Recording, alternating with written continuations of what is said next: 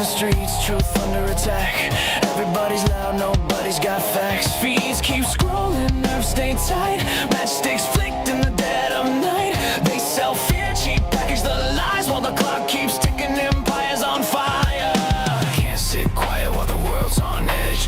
Lines in the sand, standing on the ledge. No script, no leash, no polish, quiet. Just a voice in the dark and a spark to the wire.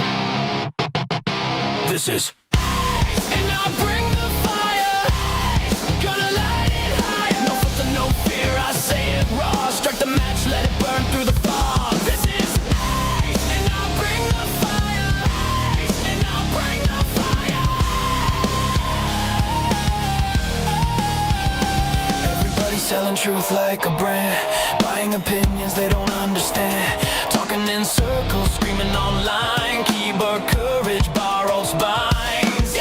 Power plays dressed up as peace. Same old wolves with different teeth. But silence is loud when the house is burning, and the fuse is short, yeah, it's still learning. I don't dance for the left or the right. I stand in the heat, I stand in the fight. No strings, no chains, no manufactured choir. Just gasoline thoughts and an open lighter. This is and I bring the fire, gonna light it higher. No filter, no fear, I say it raw. Strike the match, let it burn through the fog. This is and I bring the fire, and I bring the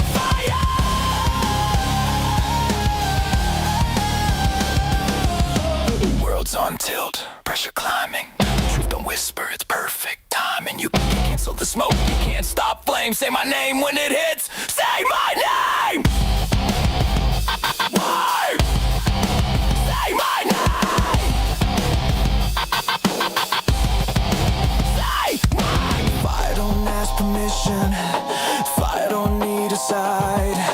Fire just shows up honest and exposes the lie. This is and I'll bring the fire. Truth is harder. Burn it down till what's real survives. No smoke, no mirrors, just heat and lies. And I'll bring the fire, and I'll bring the fire.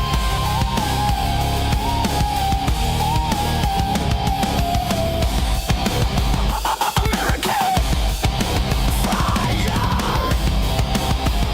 Strike it, let it speak.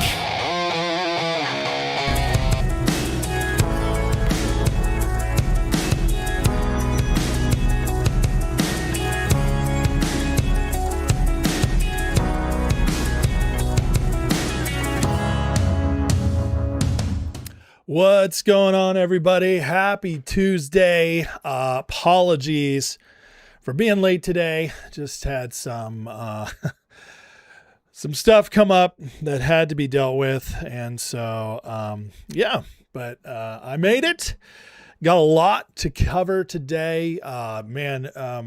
Just very interesting things happening. But you know, as we get started here, I just I'm just gonna throw it to the community. Just something I've never done before, I don't think, but just asking for prayer for my family. That's all. It's not like the end of the world craziness, but just some drama and just decisions that need to be made, things that are hard, and so.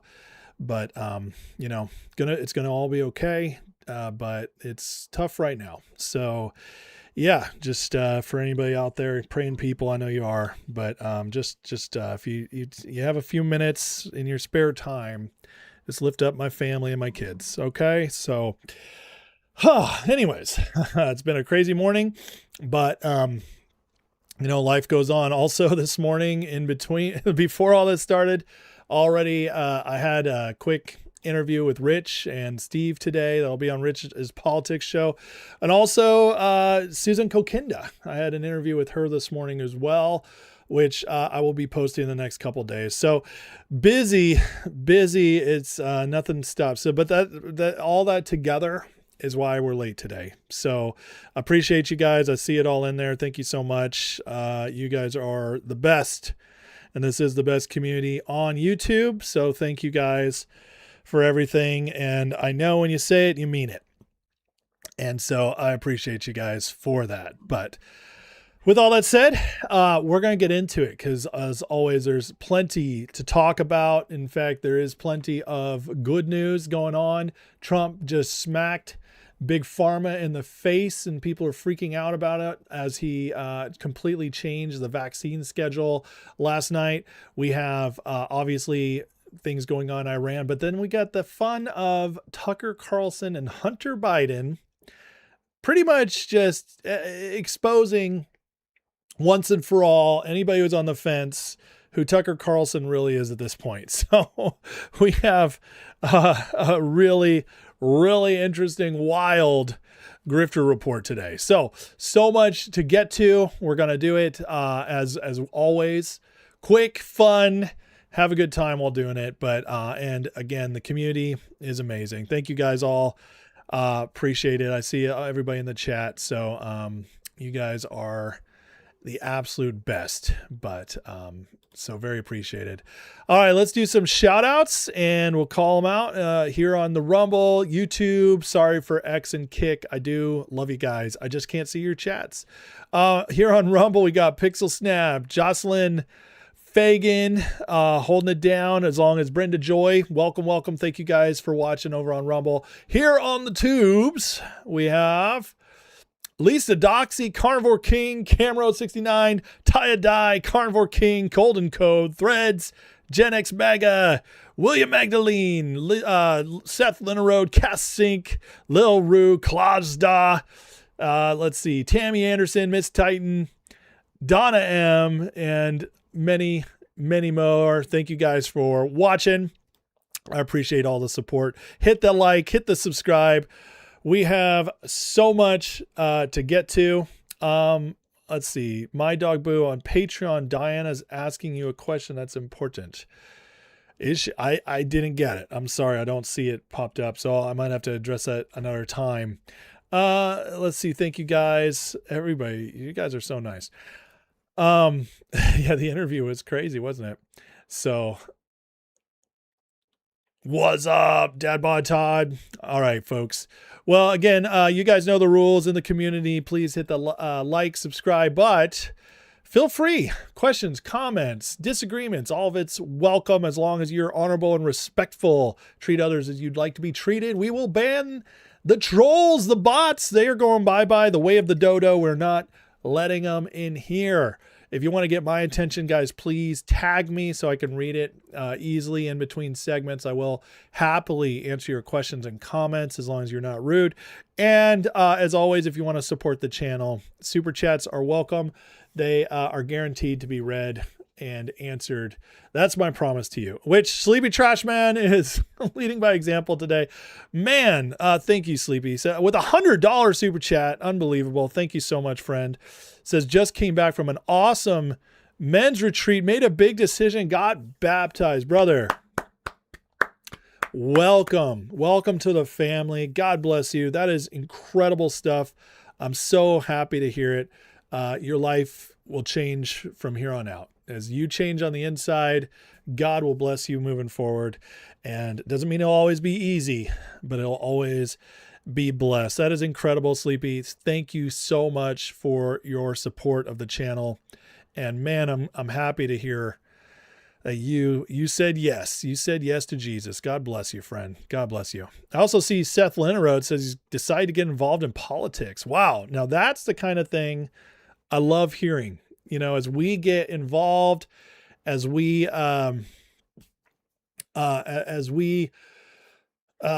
make a difference, each one of us our own way, and refuse to sit out, more and more will change. And that's the way to do it. So God bless you, Seth.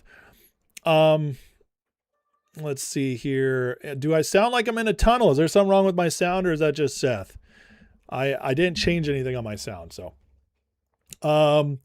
My Dog Boo says she needs to know if she votes Mike Lindell today. Well, I'll tell you, we're going to get to it later, but I'll give you a little preview. Trump outwardly endorsed Lindell again today.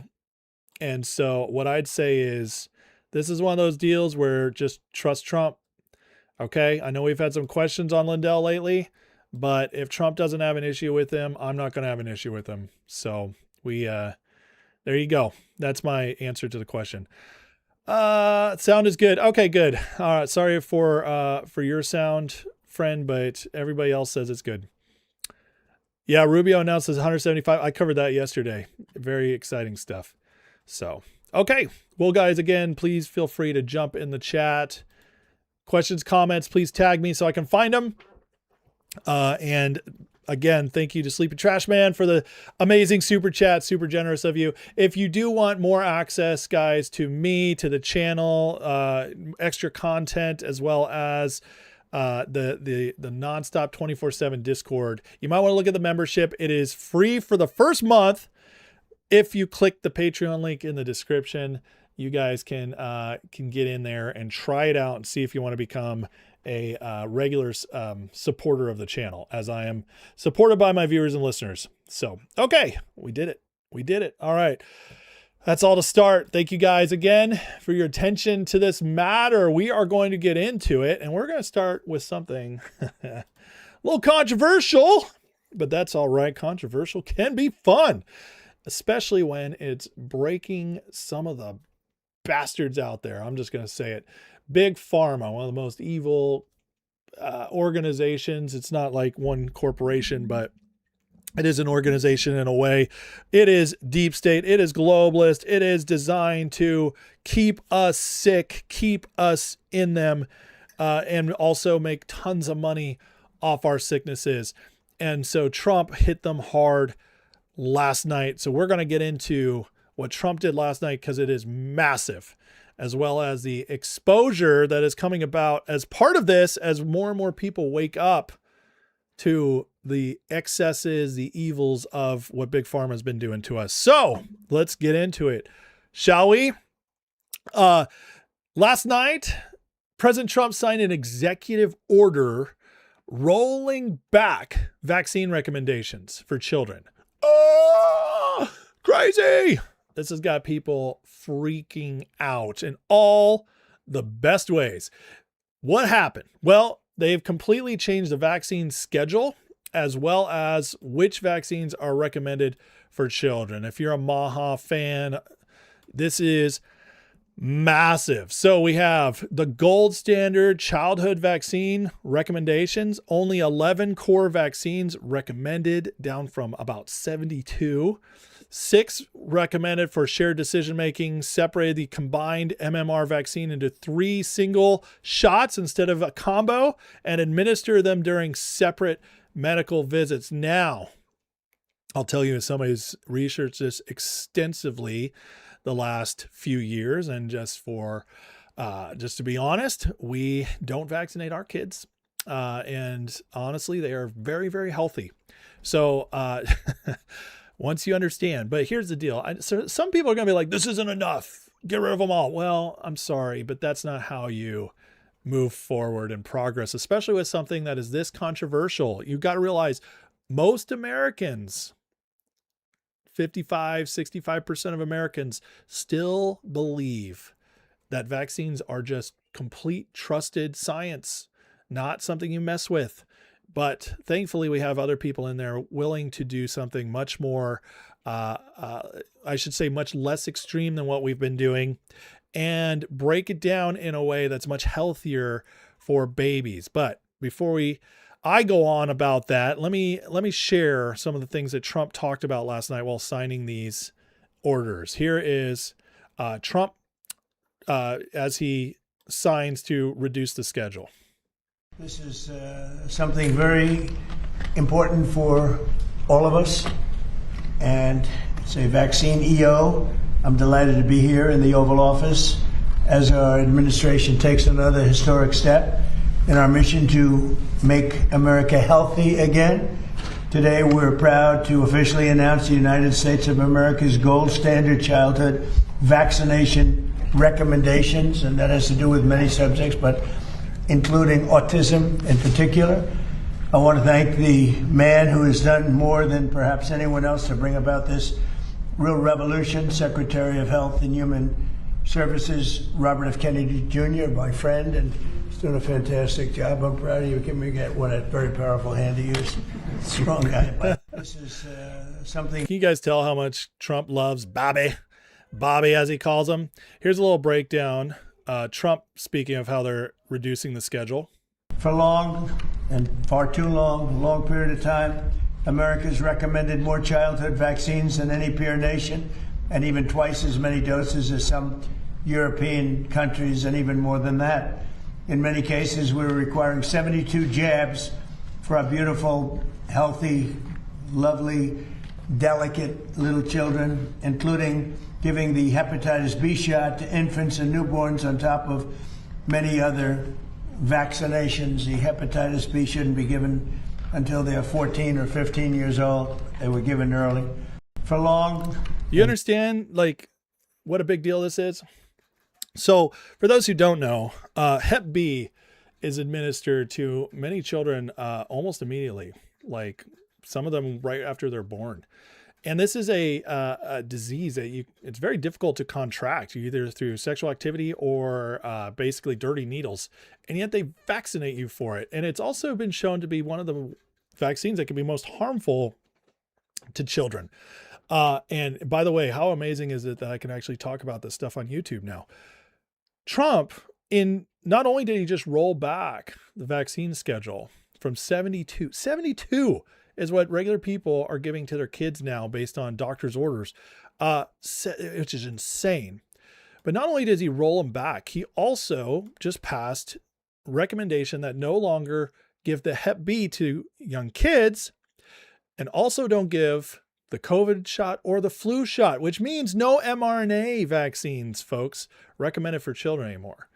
This is going to cause a generational shift because, you know, since the time I was a child and beyond that, we were all told you don't question this. It's guaranteed. It's just something you do. And now the fact that it's being questioned and being messed with, shifted, this changes things massively moving forward.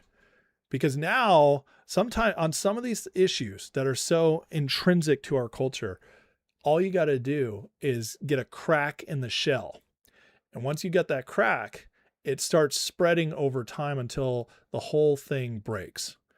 And this is why this is such a big deal and why a lot of them are freaking out. But there's more. And what I love about this is Trump is following the exact guidance of actual vaccine experts who've been studying this and trying to alert the public about this stuff for years.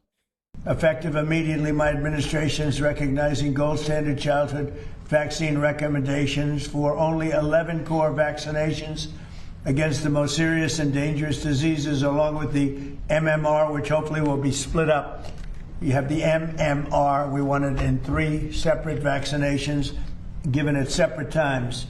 Together, there could be a possibility they're quite lethal, and separately, it looks like they are not at all lethal, but just very effective.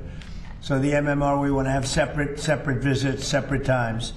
The vaccine being broken into 3 separate single doses, and vaccines being administered in separate visits. For example, at 1 year, you should have 5 separate visits for vaccines rather than getting them all in the same day. Effective immediately, my administration. This is just amazing. It's amazing. I don't know about you guys, but I know in my family, we've been on a health journey for 20 years. And my wife has been very deep into this stuff.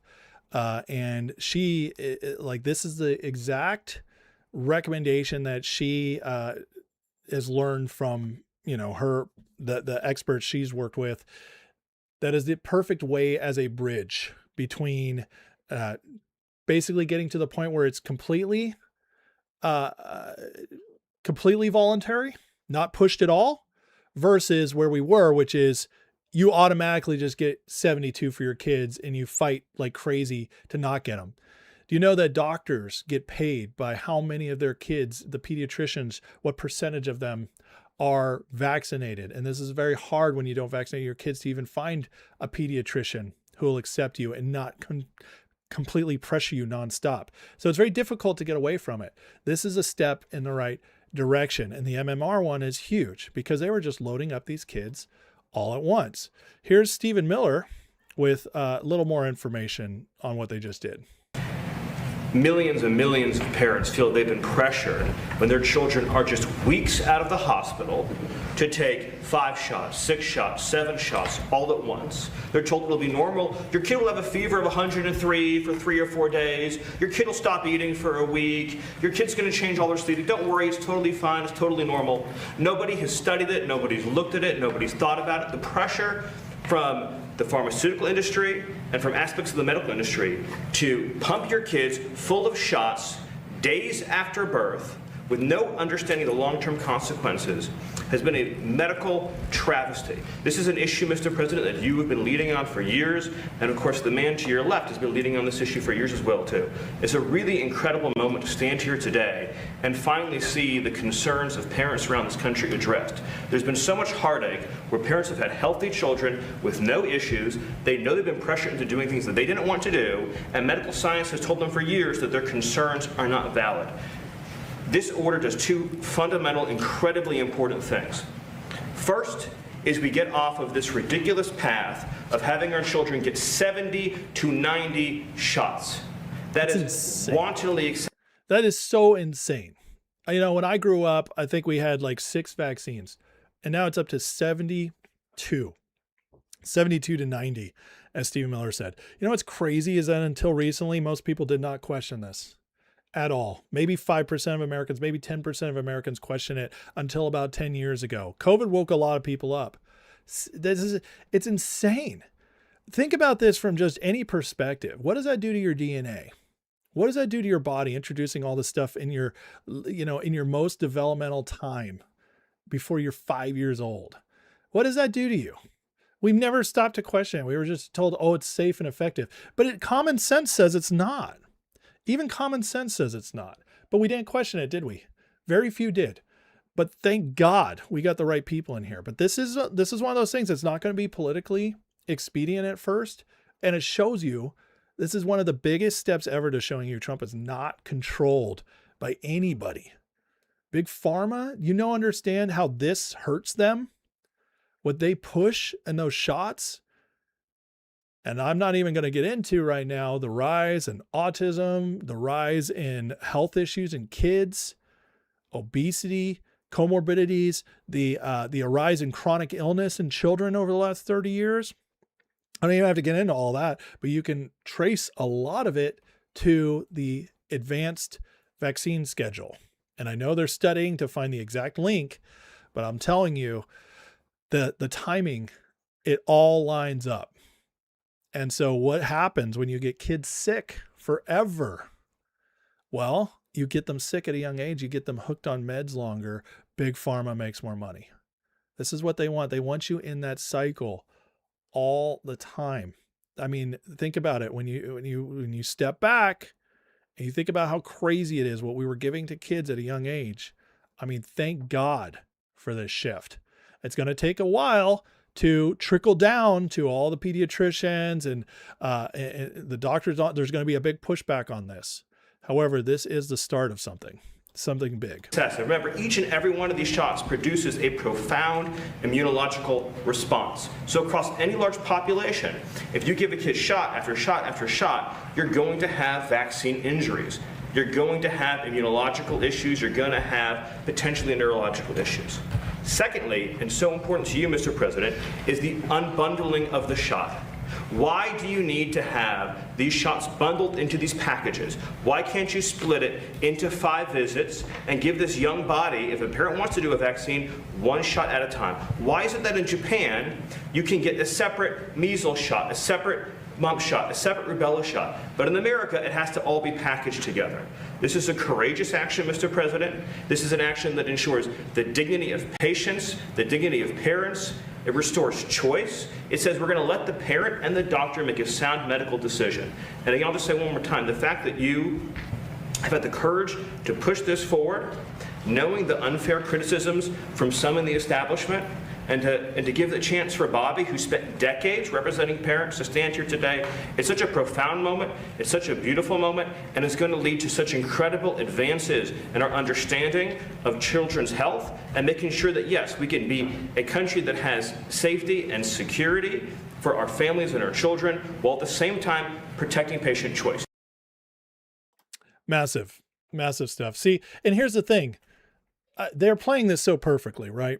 By allowing you to still get them if you want them. Okay. And you know, it's parents' autonomy over their kids. But the point is if you're an adult, at least you're making these decisions now. Get away from being pushed into them nonstop. And that is what's going to ultimately break a lot of big pharma's control. You know, when Fauci came into the 80s, big pharma, there was still a medical system, but it wasn't what it is now. Fauci is the one working alongside big pharma that got Reagan, the Senate under Reagan, to pass that vaccine manufacturers cannot be held liable. Reagan signed that. It's one of the worst things he ever could have done, along with appointing Fauci. Signed that, and then it was off to the races. Under Fauci, big pharma was allowed to, they okayed tobacco companies to buy food companies. And then all of a sudden processed food went nuts, because who's better at figuring out what's addictive to you than the big tobacco? And then we got health issues. You know, our healthiest time as a nation was the late 70s. The science is there. It's backed up. Heart disease was at all-time lows. Cancer was at all-time lows. And now it's all soaring again. Very interesting. At this point, you should take every recommendation you're ever given by big pharma. You should hold it skeptically and say, I'm going to do some extra research on this. I've gone so far that I don't even use sunscreen anymore. And guess what? Before sunscreen, there was a whole lot less skin cancer, but I'll let you guys research that one on your own. We're not going to deep dive too much of this. But again, those who are smart recognize the benefits in this. Here's a great little breakdown. I think it was an excellent announcement, very supportive of what Secretary Kennedy did and the president. I think it's going to get misplayed by some. They didn't take away the vaccine, any vaccine from anybody. They recommended that 11 vaccines be the standard vaccine regimen for the American children. They recommended that we bring them out further so they're not all at the same time. I think you're exactly right, Kaylee. I think in what some of the European countries do, by having parents and patients come see doctors more than trying to do them all at one visit, it gives us an opportunity to have more dialogue with those individuals about the advantages of vaccines. I'm a big advocate of vaccines, spent my life developing vaccines, but I think we have now a nation that has a lot of vaccine hesitancy. And what I want to do is have a nation that vaccinates with confidence. And I think building that confidence will happen if we have these interactions. The Europeans do much. So again, I would disagree with this guy on a whole lot. Okay. I'm much more skeptical than he is. However, the fact is even common sense doctors realize what we've been doing is wrong. The way we're doing it is wrong. And so the change is massive. And this opens up so much more freedom going forward. But again, very importantly, it hurts big pharma. It's going to cut a lot of their money out. It's going to stop a lot of the aggressive over pumping kids of meds, which leads to health issues. It's going to stop a lot of that, slow it down. Again, you stick to this schedule that Trump just put out last night with Kennedy, which by the way, Kennedy is very smart. We can trust Kennedy on health stuff. You get this new schedule out, it's going to see a much healthier generation coming up, even if they just use this schedule. Again, I was vaccinated. I probably wouldn't be now if I had the choice, but with the old schedule, before the push that really grew in the late 90s into the 2000s, I came out healthy. Most people did. I knew one kid, all of my time growing up, out of the hundreds and hundreds of kids I met at school, etc., one kid who was autistic. And now my kids go to school and it feels like every other kid is. It's crazy. You can't tell me that there's not something to do. Yes, there could be environmental factors. There's a lot of other factors. But one of the most obvious things you can tie to this kind of thing is the fact that we've like 10 times almost our vaccine schedule. And that is something introduced at birth. It's going to have effects. That's just common sense. So, and here's how you know they're in trouble. Bill Cassidy, who is one of the biggest rhinos, and he is closest to Big Pharma. In fact, he was the vote that fought the hardest out of Republicans to not get Kennedy put in charge of NIH. He pushed so hard for this, or HHS, I should say. And now he's very mad about this schedule. Well, of course he is, because he's one of the biggest recipients of Big Pharma money. But he wrote, "I'm a doctor. Executive order is wrong. President does not have the expertise to make these changes." Wrong. He's surrounded by experts. Vaccines are overwhelmingly safe. Vaccines are effective. Vaccines do not cause autism. None of this is proven. These are the big lies we've been told. None of it's proven. They just say that. They lie to you. We have no idea exactly what the link is, but it certainly adds up. And the fact he's throwing this out there is such a lie, and he should know that as a quote unquote man of science, but he doesn't. Breaking up vaccines will mean children have to get more shots to get the same protection, not fewer shots, or increase hesitancy and make children less safe. This is all such nonsense. Hey, guess what, guys? We survived thousands of years without vaccines. Thousands. And the real change in children's health wasn't vaccines, even though there might be a little smidgen of evidence that they helped a little bit. But the real change, guess what? Wash your hands. Drink clean water. All of that changed things much more quickly. Purifying your water, staying clean, all that helped immensely. You can track it directly to the time when we started being cleaner. We started cleaning out bacteria. Boom. All of a sudden, all the stuff slowed down significantly. And then they introduced vaccines. So, I mean, this stuff is just proven fact. You can go look it up. But the point is that even if they are helpful in any way, shape, or form, some of them, it's nowhere near to the level we've been told. But look at this. Bill Cassidy's 18th overall in campaign contributions. Who's number one? Oh my God. Big Pharma candidates. Kamala, Biden, Obama, Clinton. That's a who's who of the last 4 presidential candidates for Democrats. Isn't that amazing? Oh, look at Mitt Romney right there. Orrin Hatch, Utah. Bob Casey, McConnell, Bernie Sanders. Do we like any of these people? I'd say no. Warnock, Burr, Patty Murray, Chuck Schumer, John McCain, Menendez, Kerry, Blackburn, Cassidy, Arlen Specter. Oh, yeah, and Elizabeth Warren. Miss Get Money Out of Politics right there. Oh, yeah, she really cares about that, huh? This is insane. This is insane. Now we're getting this right as the Fauci stuff continues to come out. And I got to say, I don't think this was coincidence. Dr. Fauci, new text messages released the same day Trump signs this executive order. We also find out that the COVID vaccine, how bad it was, even more so.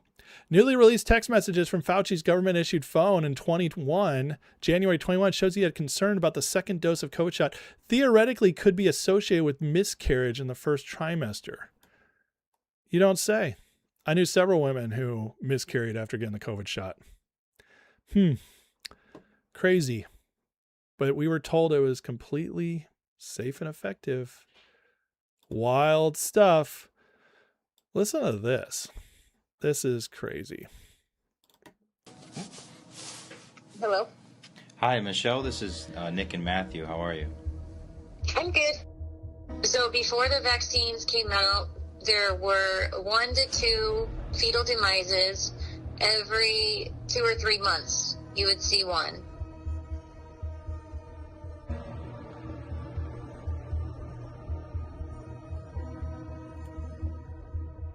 I finally had enough when I got this email. The babies are having heart attacks in the wombs from the COVID vaccines. They were just killing us left and right, depopulating. These COVID vaccines killing babies left and right, as well as causing all kinds of heart issues in people. The evidence is all coming out now, and by Dr. Fauci's own admission.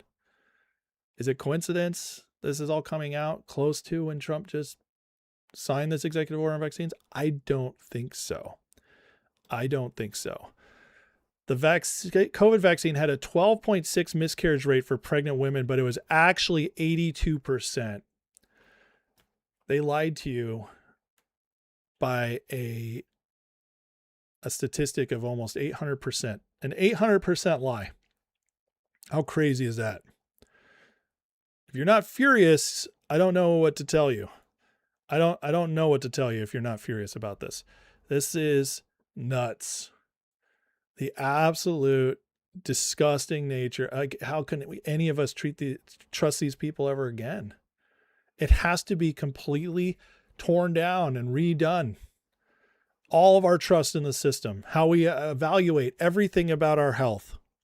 This is from the people who are trying to save us, quote unquote, during an emergency, a global emergency. Meanwhile, that's way deadlier than COVID. Way deadlier. And going after our babies. They hate you. They want you dead. They hate your babies. This is what they do. Listen to this. This is insane. My patients, I focus on the most vulnerable patients, pregnant women and preborn. It is difficult to conceive of a more egregious breach of medical ethics by the government-controlled medical industrial complex than the promotion of COVID-19 vaccines to pregnant women, thereby, through transplacental transfer, effectively vaccinating their unborn and newborn children. This campaign was not accidental. It was calculated. Pregnant women were targeted deliberately for two reasons. First, women are the primary decision makers of healthcare across the human lifespan, a known marketing principle. Number two, pregnant women are the most vulnerable patients. If they could be convinced that the vaccine was safe and effective, it would imply that it was safe and effective for everyone. From the outset of the pandemic, this vaccine campaign was never grounded in biological science, but rather in behavioral science, specifically the manipulation of public perception through influence, fear, and persuasion. The federal government outsourced much of this psychological operations to NGOs which disseminated emotionally charged and misleading messaging.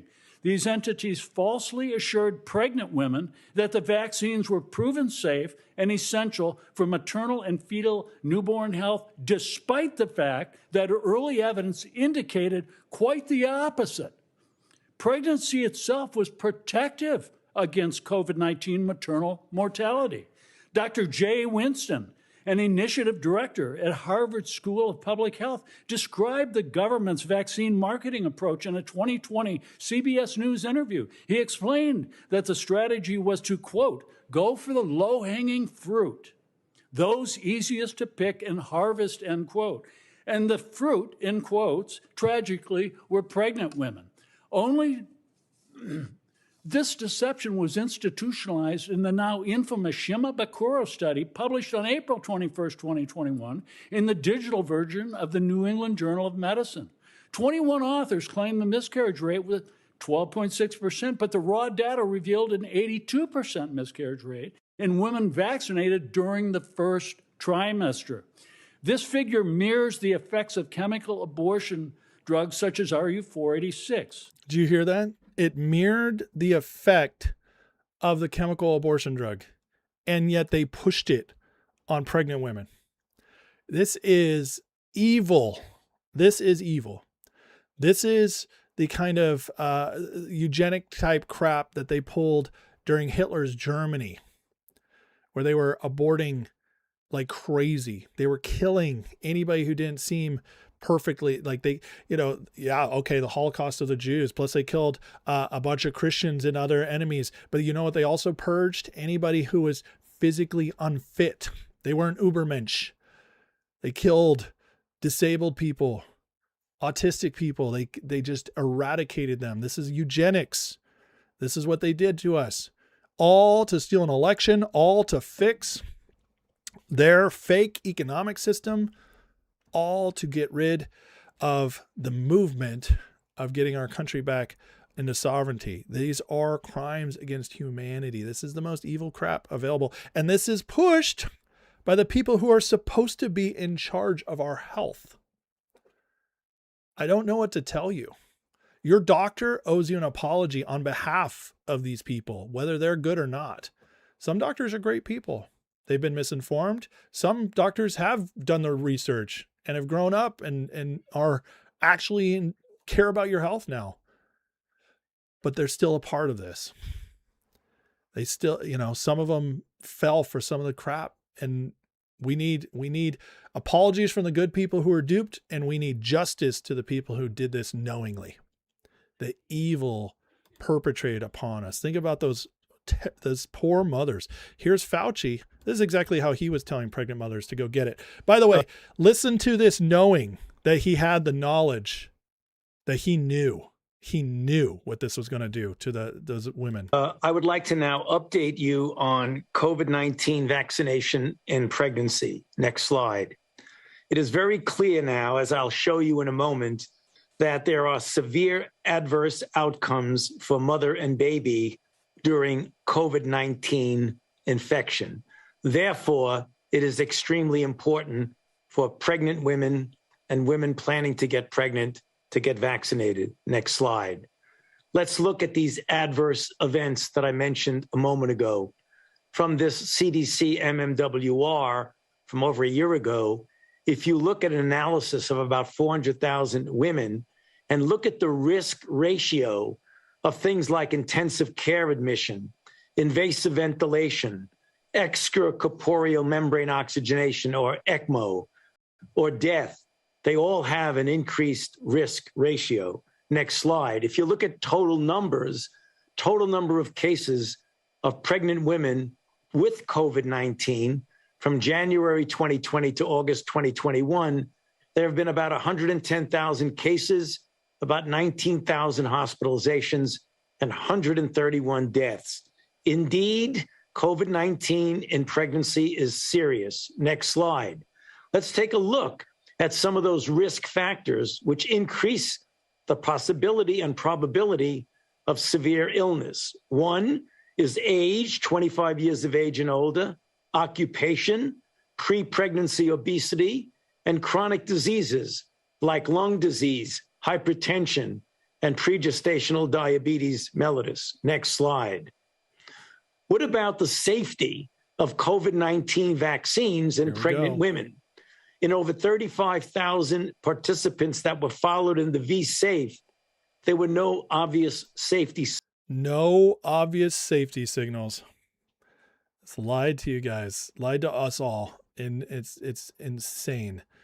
And, thankfully I was in a community that was very skeptical of this stuff. So we didn't get to see many people fall into this nonsense, but nationwide, unfortunately, thousands and thousands of women got this vaccine while pregnant, and hundreds, if not thousands of them had abortions because of the vaccine, or I should say miscarriages, because most of them weren't choosing that. But again, they were pushing it everywhere. Senator Ron Johnson's been on the forefront of fighting this. Says, despite privately texting with Fauci about their concerns covering COVID shots for pregnant women, Rochelle Walensky told the public on April 23rd, importantly, no safety concerns observed for people vaccinated third trimester or safety concerns for their babies. They just lied. They just lied to us. It's so crazy. For those who might have missed it, a few months ago, Suzanne Humphries, who is one of the most brilliant people in the world on this subject, was on Rogan. And she explains exactly what was going on, or what does go on with many vaccines getting into your babies, for those who haven't heard this before.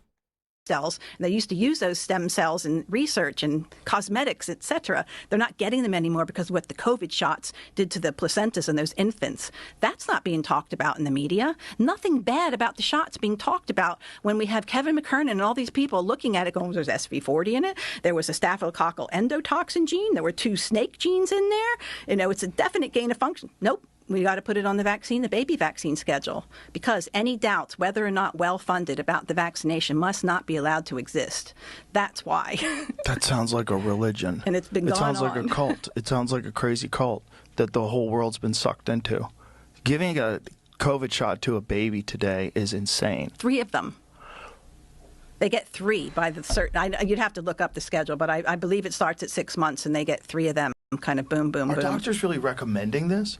It's on the look. There's a group of people called ACIP. They're doctors, usually with vaccine interests in their bank accounts, that make the recommendations for the vaccines, and they have recommended that 6-month-olds. So if your doctor is following the ACIP program, you have to be offered that vaccine. And now that doctor, this is another part of the story, is that doctor's likely to lose $250,000 a year if they don't do that, because there's incentive given to hospitals and $250,000 a year is what many doctors can lose by not pushing the vaccines.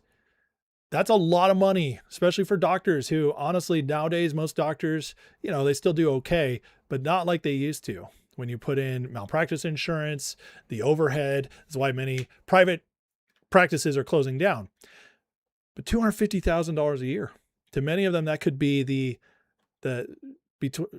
decision between staying open or not. You know what kind of pressure that is? And don't get me wrong, I don't feel bad for people who make that choice against all morals to stay open. Again, I don't support that. I'm not okay with that. But at the same time, that is a lot of pressure. And that's by design. They do that by design. Doctors, which is what naively I was on the other end of when I woke up in 2008 and said, wait a minute, why are we doing this stuff to my sick, inflamed patients? You're giving more inflammation. It's because the hospital would lose something like $40,000 if they didn't give a vaccine within the first 24 hours of admission. Oh, my God. And they would get $40,000. It was all a money game. That's really the bottom line of it. And I didn't know that until a nurse years ago, who was a high-level administration, she said, Suzanne, this is why they did that to you. Oh, wow, okay. Well, at least it makes sense now. Nobody wants to think of it as a business. Nobody wants to think you're making business decisions at the expense of someone's health and possibly whether or not they make it. Like, what are you doing? Well, that's been the case since, basically the medical profession was infiltrated in the early 1900s by, high-level interests that didn't want us thinking for ourselves and carrying on with the natural cures that actually work, carrying on with normal midwifery. Crazy, crazy stuff. But the exposure keeps coming. This is the good news, okay? So I know this is shocking. A lot of people, a lot of you guys probably already know a lot of this stuff, being that you're curious people who watch videos, try to deep dive on stuff. That is who my channel attracts. But at the same time, this is still shocking, especially if you haven't heard how bad some of this is. And that's the good news. The exposure is happening. It's ramping up thanks to a lot of what Trump's doing. This would never have happened under Biden and Kamala, or the spread of it would have been much, much slower. But even now, we're getting people like Cam Newton coming out and speaking out about how Big Pharma pushed all this on the NFL players. Which, remember, at the time, Aaron Rodgers is the only one who stood up. But listen to this. It's not coincidence all this coming out at once, folks. And it's granted, it's ESPN. You talked about COVID-19, but I'm just saying not this per se, but the ability to say certain things that can be, Man, let's just be honest, bro. And I hate to be the whistleblower, but call it how I see it. What a whistle. Look, if we're being honest, going back to 2020, there were multiple players, coaches, and executives that fraudulently got their COVID shot. Yes, I said it. Aaron Rodgers wasn't the only one. Yeah. He wasn't the only one in the Packers organization. He wasn't the only one in the Packers quarterback room. There was whispers about the shot. Yeah. He wasn't the only one that had issues. The jab. They did. So we make it a big thing like, yo, it's mandatory for you to get the shot or you got to go through these procedures. How do we not know that was propaganda for the pharmaceutical companies to penetrate and say, hey, if we could control the NFL, then everybody else will follow. So we get the number one most popular sport in America, get them all to promote it. And what do you say? The athletes are getting it. If we can control the NFL, then everyone else will follow. But meanwhile, many of them weren't doing it. Of course not. We saw one NFL player have heart issues on the field the next year. The Bills safety, I can't remember his name, but he went down on the field and it took over a year for him to come back. Karl Anthony Towns in the NBA had heart issues after taking the vax, but most of these athletes did not. Well, meanwhile, in Europe, soccer stars, tennis stars were falling like flies, left and right, collapsing. Because in Europe, they're much more trusting of Big Pharma. And here's the latest on how we know this is really pissing them off. Melinda Gates came out. You know, Bill Gates, who goes around vaccinating everybody he comes across in third world countries, making their countries much, much sicker, by the way. In fact, we have a track record of this. Several countries have now banned the Gates Foundation from even coming in. But that's what they're doing, pushing it around. Vaccines save lives, says Melinda Gates. Doctors know it. Scientists know it. Decades of research have proven it. Millions more children are alive and healthier as a result. Don't you love how they always just speak in generalities and they don't actually give you data? There's a reason for that. Because they want you to just talk down to you so you feel dumb for questioning them. When public health guidance strays from scientific evidence, it creates confusion, erodes trust in life-saving innovations, and makes it harder for families to access the care they need. Should never let politics stand in the way of medical care, especially when it comes to our kids. We shouldn't make this political at all. Really? Well, that's what Democrats are doing. As just in Massachusetts the other day, they now signed a bill allowing abortions up to the day of birth, and all cheering it. This is a culture of death. They hate you, they hate me, and they really hate kids. Big Pharma, all they care about is money and control. Control the population, keep you sick, keep you in the system. This is what they want. And this sucks because there was a time, and it still exists a little bit, but there was a time when the medical system in general in America was mostly decent. There was a time when most doctors were good people who actually cared about your health and weren't just trying to survive in their business. And I'm not even saying most doctors are bad people, but they are poorly educated at this point. They have been told to medicate. I hear this from people I know who have gotten out of the system, who tell you that they aren't even told how to treat things much anymore. They're just told how to administer drugs. This is many, many doctors. This is our system now. It is a joke. And it's designed, by design, to keep you sick. This is where we're at. And unfortunately, many good doctors are suffering as a result. Because the whole system no longer deserves our trust. Not even a little bit. We can't trust anybody. We can't trust anybody with our health except ourselves now. We have to fight for people who actually had proven records. They're hard to find. On who care about health holistically, getting you well, sending you on the right track. And it's even scarier when you're trying to get help with your kids. It's even scarier because sometimes mom and dad don't have the answer, but it's really, really difficult to trust these people with your kids' health. But this is all by design. Make it harder and harder to take care of yourself, keep you inundated with all this stuff, build that pressure, and just ruin the whole system. You know, they push stuff all the time now.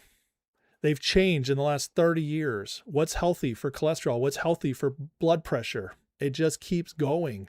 Every excuse to get you on meds. Every excuse. When you're older, it's statins.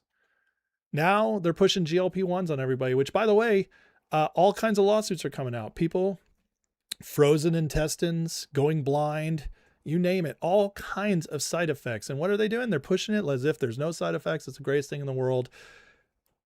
This is what they do. It's disgusting. and it's evil. But the good news is we actually have people in office right now fighting back. Secretary Kennedy is, I believe, the best possible person to be in charge of our HHS right now, getting things on track. And we have a president with the courage to take Kennedy's recommendations, to let him make decisions, and then to enforce those decisions. This is a banner moment. We have a chance to move forward and be a healthier nation in the future and break out of this malaise. We're American. We should not be the sickest nation in the world. We should not be the nation that takes the most SSRIs and pharmaceutical medications. We should not be that. Freedom should have health with it. But they've created the system, and they did it so convincingly that many of us fell for it, starting from the time we were children, having 72 jabs put into us, many of us. That's how far it got. And if it wasn't for COVID, many of them would not have woken up. So there's always a silver lining. And despite the absolute carnage, pain, horror, deaths that COVID came about, the COVID vaccine, etc., the silver lining is the awakening is happening, and it is spreading quickly. And that's why we're getting Fauci, all his documents out, people like Cam Newton, who is not the smartest guy, but admitting the NFL pressure, what really happened, that's a good thing. And if we keep going down that path, we could get a whole new health system in the next, hopefully, generation. Okay, guys, hit that like, subscribe. Thank you for watching. I know that was a controversial segment. I saw a lot of people not happy with me, but that's okay. I do see the in the poll I ran, and if you haven't voted yet, I'd love to see your vote. But out of 247 votes so far, 63% say they've either been vaccine injured or know somebody who has. That is massive. That is huge. So just remember that, folks. If you're skeptical about what I just reported on, 63% of my audience says they know people who have been vaccine injured or they were themselves. That is a massive, massive number. Let me get in and answer questions and comments. I did see some super chats come in, so let me address those first. Proud Grammy with a $10 super chat says, here in Canada, when my daughter had my grandson that died in British Columbia, they were ordered to stop making reports of babies dying. She worked in the med field, so she was forced to take all shots. That is horrific, and I'm so sorry to hear that. Proud Grammy with another $10 super chat says, forget the text. My grandson was born 31, had a heart attack before born, died 2 weeks later. Oh, 31 weeks. So, okay, I got you. Wow, that's so sad. I'm so sorry. That's horrific. Thank you, Grammy, for all the Canadian dollars, and another $20 super chat from you as well. Thank you so much for your support of the channel. I have a $20 from Suni Gandhi. Says, Ace is the greatest news ever. If I ever doubted Trump, I did not. I'm convinced this man's for us, not corporatist interests. Unfortunately, it's too late for my boy. I'm so sorry to hear that. Is your boy sick? But that's terrible. But thank you for the support of the channel. I appreciate you. Johan says, we love you, Ace. God bless you and your family. God has you in his... Thank you, Johan. For those who weren't here at the beginning, just had some family issues come up. And Johnny Hinojosa with a $5 super chat says, surprise all the Indians with H-1B visa in Texas said they prefer India than the U.S. and it's okay. Right? Yeah, I know. Crazy stuff. But it honestly doesn't surprise me. You know, a lot of these immigrants feel like more loyal to their original country than here. I do have a lot more segments coming up, guys, so please hit that like and subscribe. Don't touch that dial. So much more to go. But let me, I'm still looking through the chat, making sure I'm catching everybody who tagged me. I did see one person say that hepatitis B can be contracted through food. That is an outright lie. It's just not true at all. So you can Google it right now, but Hep B cannot be contracted by food. So that's nonsense. It is sexual contact or needles, basically, are the main ways to get it. So it's just not necessary as a vaccine. It's crazy. It's also one of the worst vaccines for a young baby to have. So many people here just talk about your stories. I see a lot of them. Wow, I'm so sorry for all you people who were harmed by it or knew people who were. That is horrific stuff. I usually don't get into these, these subjects because they're sensitive, especially for, for people in general, the health stuff. But and also, it's not my expertise, but this one was too important to avoid. Let's see here.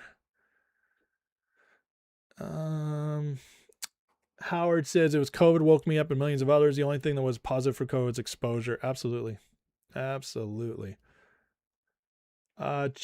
Chalky says, I'm trained in husbandry and homeopathic medicine, have a large apothecary of over 250 herbs, extensive laboratory to make medicine. Wow. That's pretty amazing stuff.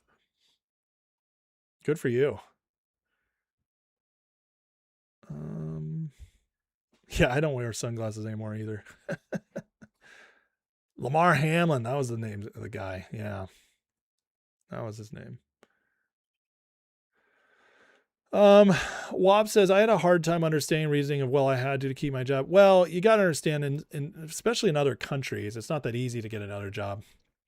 But even in America at that time, if you think it's just a little bit dangerous or a little bit risky, and then but the thought of absolutely losing a job, maybe that even you love because of it, that's a very difficult decision to make for many people. I don't judge those people who took it to keep their jobs. I think that, and also they didn't know, most of them never knew how bad it was. It was very hard to find that information.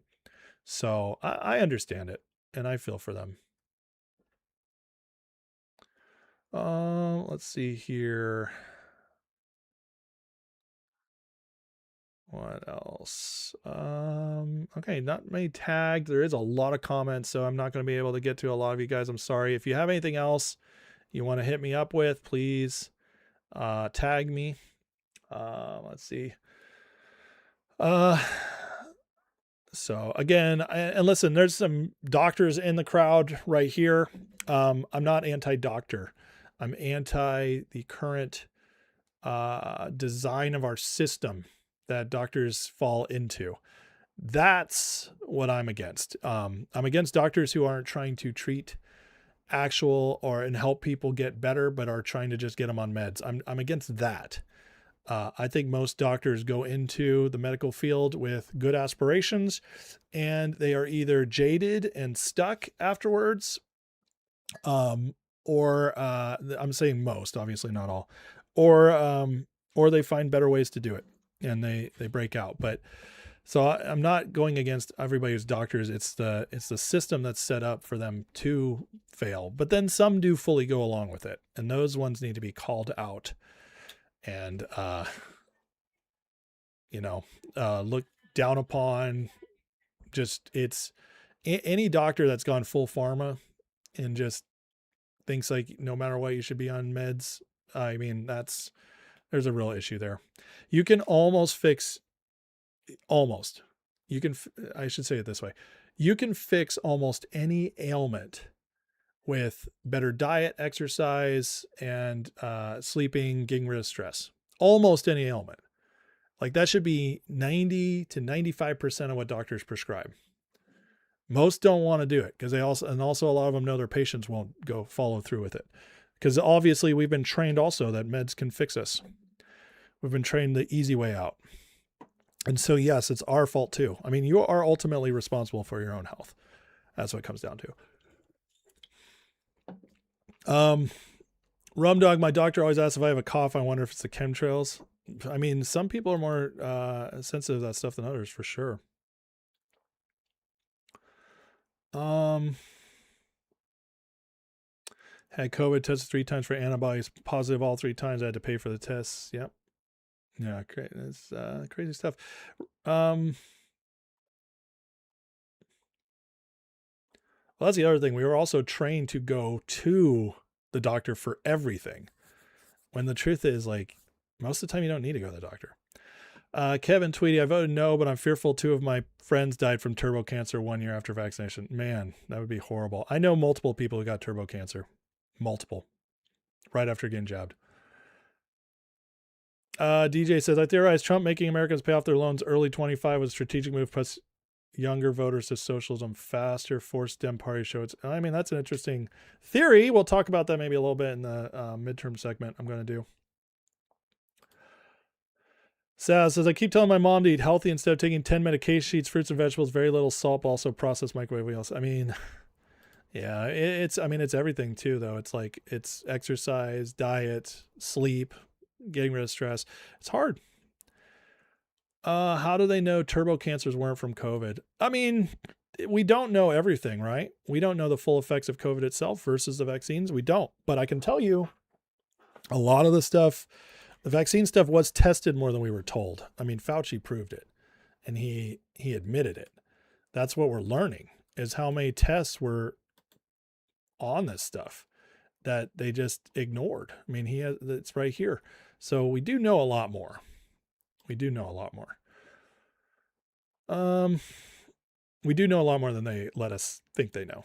I should say it that way. Do I think extra exposure to El Said and Hong is helping them, or should we keep exposing them? Keep exposing it. Most people don't want what they're selling. That's a fact. Fasting and praying is good. I mean, it is good, but it's also, it's not enough, but it does help. Eat real butter, 100%. Yeah. Carnivore could be great too. I mean, listen, guys, I don't know every little bit of science. Okay. I do know basics for my health and my family's health, but obviously there's always going to be certain aspects. So I don't want to tell you, I don't want to spend too much time on this, but just talking in a generalized sense, diet, exercise, getting rid of stress, sleeping well is going to fix the vast majority of health issues. And get outside. It's good for you. Sunlight is good for you. They've demonized all the stuff that were good for us. They demonized sunlight. They demonized red meat. They demonized eggs. They demonized fats. I mean, they've demonized so many things that are good for us to get you to just accept what they're selling. And it's made us very sick. Made us very sick. We were much healthier when we were just eating whole foods and spending a lot of time outside without sunscreen, by the way. It's just a fact. And it's funny. My daughter, she loves the sun. And so she's like hanging out in the sunlight every day, gets a couple hours, and she's like tan, never burns, just very healthy. And all her friends are like, you know, they were raised by like big pharma moms. They're always slathered in sunscreen. They barely go outside. They're all pale. They get sick more. And they're all just like, how do you look so good? And my daughter's just like, I don't know. I spend a lot of time in the sun. I don't, I go on walks. I go swimming. I don't use sunscreen. And it's just amazing. Let's see. M. Scheimler, $10 super chat says, hey man, I found out I'm deaf in both of your eyes. You mean your ears? On another note, you're an awesome dude. Glad I found your job. Thank you so much. I appreciate your support. And, I'm sorry about the, deafness. That's terrible.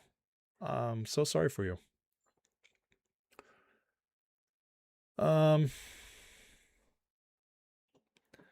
Deuterino, you and I are going to agree to disagree. Vast majority of people I've ever met that are that don't have vaccines are healthier. And I mean, I know that's anecdotal evidence, but yeah, stress will kill you. Stress will absolutely kill you. Okay. You guys ready? Got so much to get into. Yeah, that's the other thing. Because we don't eat whole foods, fake roaches, lack of magnesium. Because we don't eat whole foods, we're malnourished. A lot of us are malnourished. Don't have enough nutrients. That's absolutely true. So crazy. All right, guys, got a lot more to get to. So we're going to get into the latest in Iran foreign policy. Plus I still have a midterms update as well as a massive grifter report. It's going to be a fun one with Tucker and Hunter Biden, which I gotta say, I knew was going to be bad, but it was so much worse than I thought. I didn't know if it was a joke or a misspelling. People misspell stuff when they text me all the time, but now I get it. Okay, it's a joke. It's funny. It's hard to know. Like I'll tell you guys right now, if you want to get a joke in the chat, you got to be obvious, because people misspell stuff and because of autocorrect and all kinds of stuff. Things are miswritten or misspelled all the time. So if you do it on purpose as a joke, it's very difficult to pick up on reading quickly. This gotta say, but okay. So just letting you guys know, as somebody's got to do this on the fly. All right.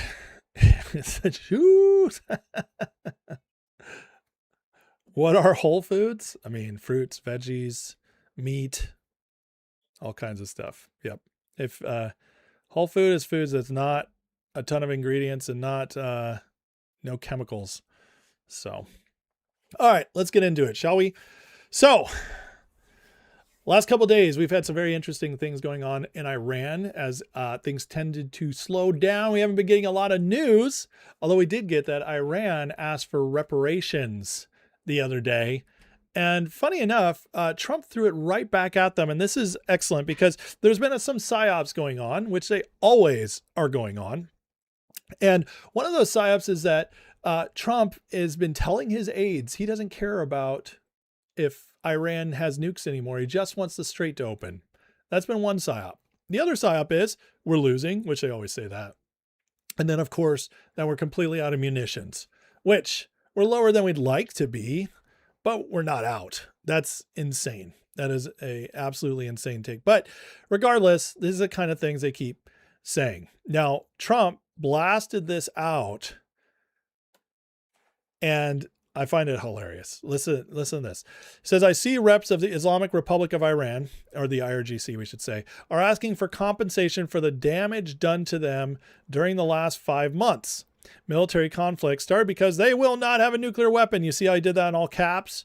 That's him saying, don't believe the psyops. This is still top of the ticket for me. Even though it's never mentioned in any of our negotiations or meetings. But it's an interesting idea because now I'm likewise demanding compensation from Iran for all the people that they have killed and gravely wounded with their roadside bombs and many conflicts, for which they are famous, as led initially by General Soleimani, including the families of those killed in the USS Cole, thousands of others killed in combat. Trump has taken it back 47 years of reparations. It's hilarious. Additionally, compensation should be paid to families of hundreds of thousands of innocent protesters Iran has killed over the last 50 years. Not to mention the 52,000 have been killed in the last 5 months. I've instructed my reps to put this firmly into any and all future negotiations. Do you understand what he just did? He basically let the cat out of the bag and let us all know that he really doesn't care about getting a deal, because Iran would never in a million years accept paying us reparations. And so Trump just said, without saying it, that my goal is not a deal. My goal is to fix this problem once and for all. And he must know their economy is just about sunk. He followed it up with this. Also, with respect to Iran negotiations, Iran should be responsible for the damages and death caused to people of Lebanon, Syria, Yemen, and Gaza.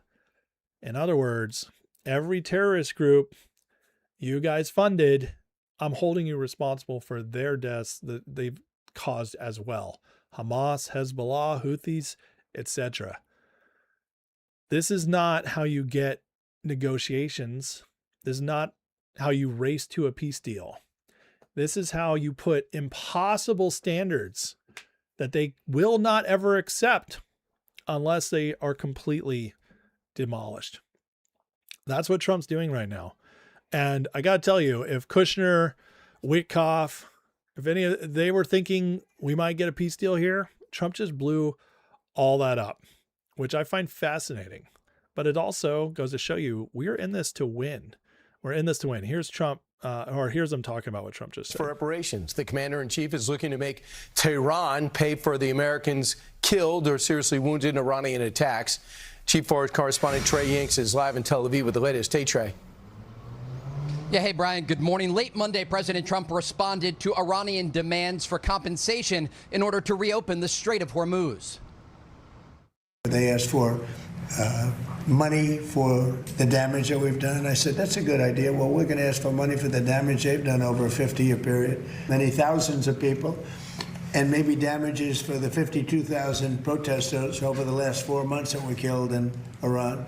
So now what is it? So if there's damages to be paid, I think Iran should pay those damages. President Trump also posted on Truth Social in part saying, but it is an interesting idea because now I am likewise demanding compensation from Iran for all of the people that they have killed and gravely wounded with their roadside bombs and many conflicts for which they are famous, as led initially by General Soleimani, including the families of those killed on the USS Cole and thousands of others killed in combat. The remarks come as questions loom about the possibility of a diplomatic solution to reopen the strait. Currently, the U.S. naval blockade remains in effect, costing the regime hundreds of millions of dollars each day. Still, the Iranians remain defiant as technical talks continue with Oman. As long as the U.S. naval blockade remains in place, under UN General Assembly Resolution 3314, a naval blockade of this kind amounts to an act of aggression. As long as other U.S. violations continue, the necessary conditions will not be in place for us to say that the Strait of Hormuz has become a safe waterway. Maritime tracking groups say that an incident was recorded this morning in the Gulf of Oman between a vessel and a military, possible CENTCOM activity there. We're also following reports of a Houthi attack on a commercial vessel off the coast of Yemen, where 3 members of a crew were reportedly killed. Now, Brian, here in Israel, the military remains on high alert. There are uncertain days ahead, and there's a real understanding that if a diplomatic solution isn't reached, we may be looking at a scenario where there is a return to combat operations. Brian? Yep. Yeah, you think it's starting to ramp up. And here, interestingly enough, is one of the reasons possibly why. President Trump outmaneuvered Iranian assassination plot in Turkey. You guys remember that whole thing that went on last month? There were rumors of it, switching Air Force One, etc. Hauled off in an airport catering truck from Air Force One, unbeknownst to the press, and he boarded the C-32A. Everyone thought 47 was on standard Air Force One. Epic mission. Trump then switched again secretly when he arrived in the UK from the C-32A to Air Force One before ultimately boarding the newly renovated Air Force One. What an operation. That means that the intel they had was legit. Interesting, this was when he went to Turkey the other month. It was an actual attempt on his life. And this is probably another reason why Trump is at the point where he doesn't consider negotiations with them to be legitimate or anything that's actually within reach. And so it makes you think that right now, the stop is all about choking them economically, but at the same time, holding them back militarily. As the U.S. fired on a ship breaking its blockade on Iran. So an Iranian ship tried to push through the blockade, and we actually fired on it. This tells you that a lot of the noise coming out, folks, is just not true. The fact we're not in control, the fact Iran has us in a bind, we just continually see like we have every aspect closed off. There's no leverage for them, especially when you look at this. This is Energy Secretary Chris Wright. Thanks to coordinated efforts of the U.S. military and our Gulf allies, the 7-day average for the week, or oil leaving the Strait of Hormuz is up to almost 9 million barrels a day. When combined with the additional 5 to 7 million barrels per day leaving the region via newly upgraded pipelines and export facilities, total oil flows are currently averaging 15 million a day. On Sunday, over 20 million barrels left the Arabian Gulf region, which is above the pre-conflict average. Now nobody can complain that Trump has left the strait closed because of this fight. It's simply not true. Our oil flows are coming out. The Gulf states are figuring out how to get the oil out. Meanwhile, Iran is the one suffering. China is the one suffering. They're paying far more for their oil now. They're paying market prices. Trump has outmaneuvered them in every single way, and it continues to get better. Like Bessent said last week, we're going to make the Strait of Hormuz irrelevant. It's already started. 20 million in a day, an average combined of about 15 million a day for the last week. We're going to have the oil thing completely fixed in time for the midterms, even if Iran hasn't fully surrendered yet. That's huge. And it tells you how genius Trump has handled all this. Here's a great little breakdown. Trump unchoking the world. What we're watching is a systematic bypassing of globalist checkpoints.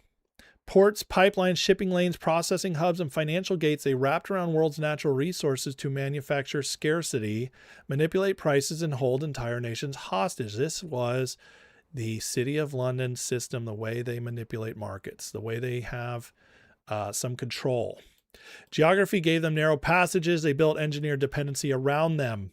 Hormuz for oil, Suez and Bab el-Mandab for trade, Panama for maritime flow, Russia for European gas, China for critical mineral processing. Control the gate, control the supply, control the supply, control the price, control governments and people. That was their game. This is why, amidst other reasons, Iran was so important to them. Why the IRGC is funded by shadow banking out of the EU. Out of City of London. This is what they do. It's why they controlled all the shipping insurance through Lloyd's of London. It's why they controlled Brent crude prices, which are not tied to anything physical. It's just trading. Mess with the oil. We control it. They had a control over OPEC. And no longer do we have to go beg OPEC to produce more oil. All these nations are making their own choices on this. Trump's breaking their architecture apart by opening resources, ending conflicts sitting above them, building pipelines, railways, tunnels, and ports, and creating multiple protected routes to market. Every bypass strips power from the gatekeepers. CCP and City of London feel the pain. As this dismantling of engineered scarcity.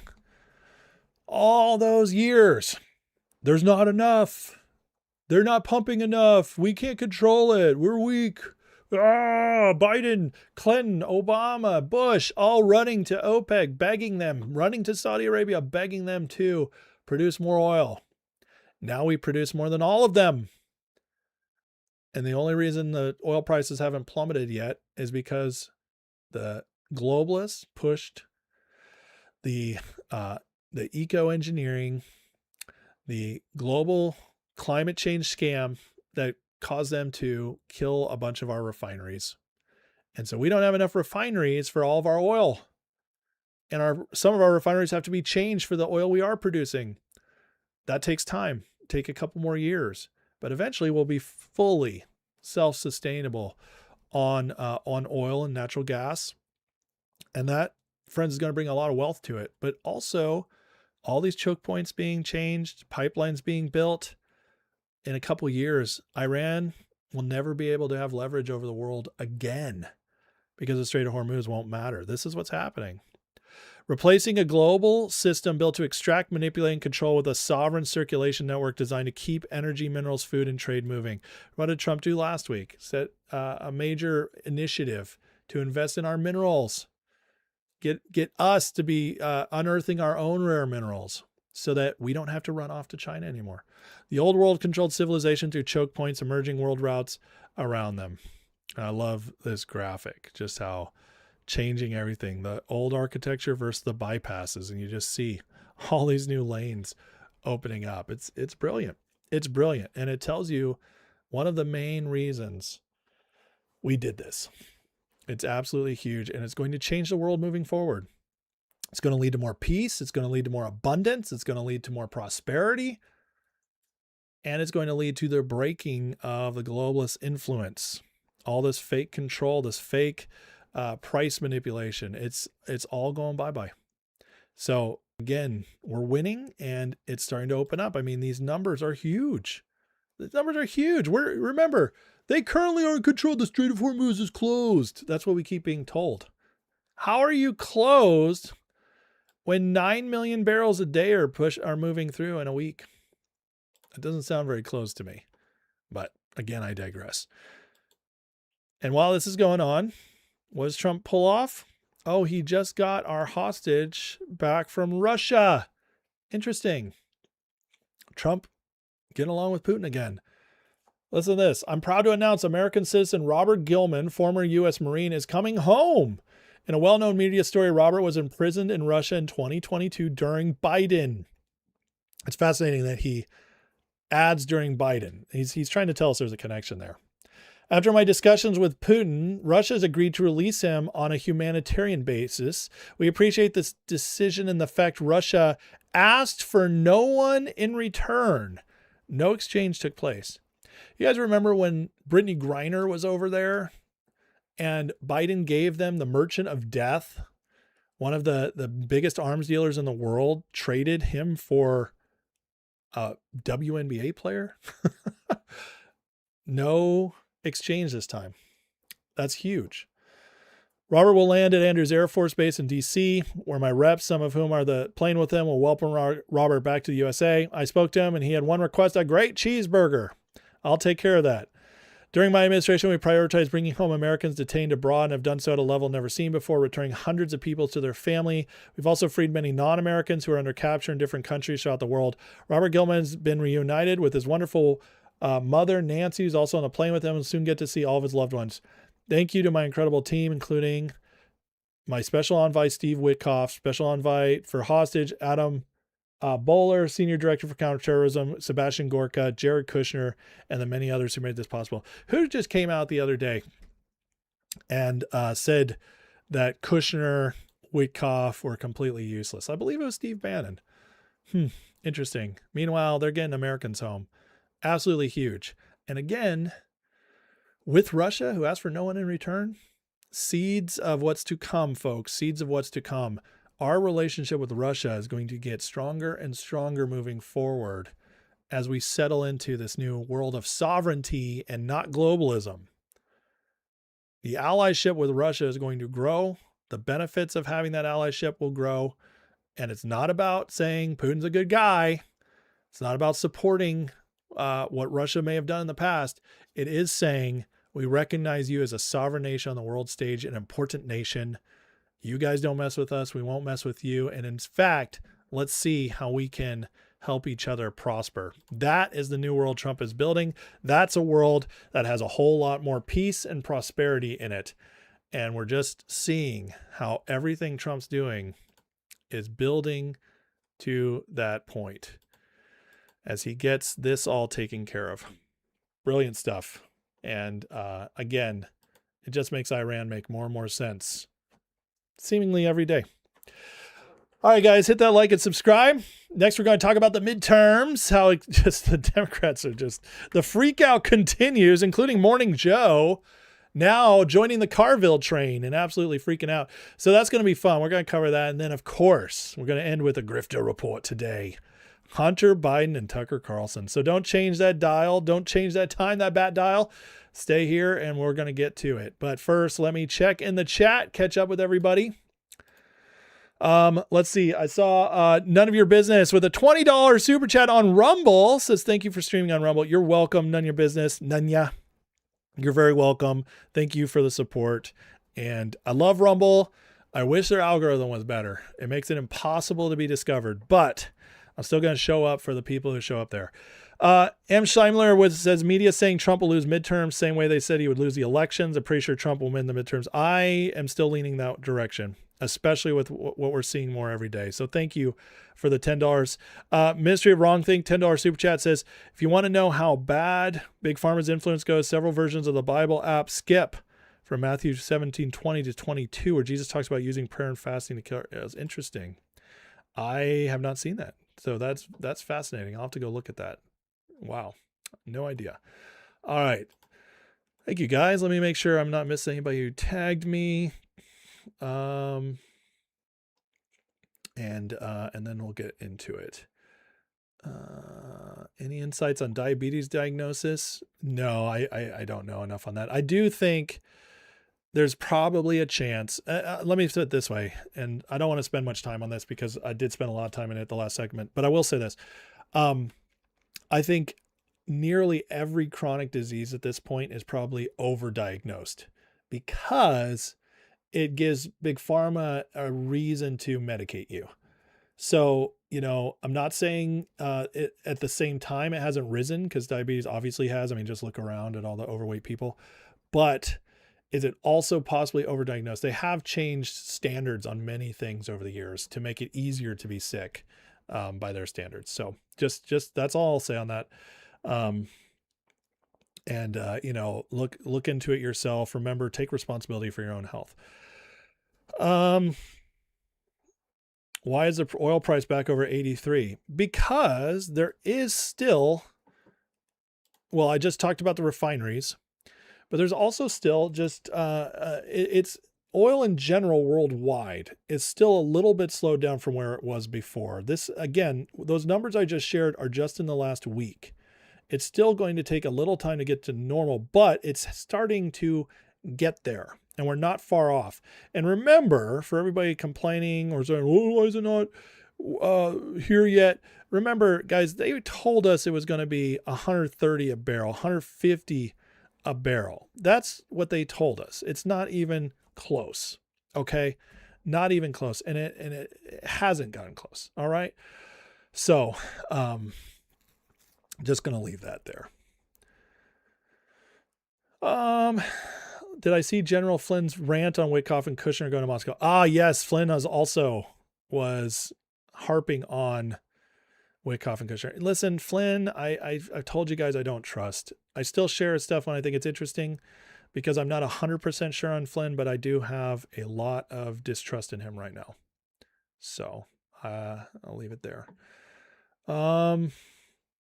Yeah, thanks, Miss Ducky Lou. Completely agree with you. All right.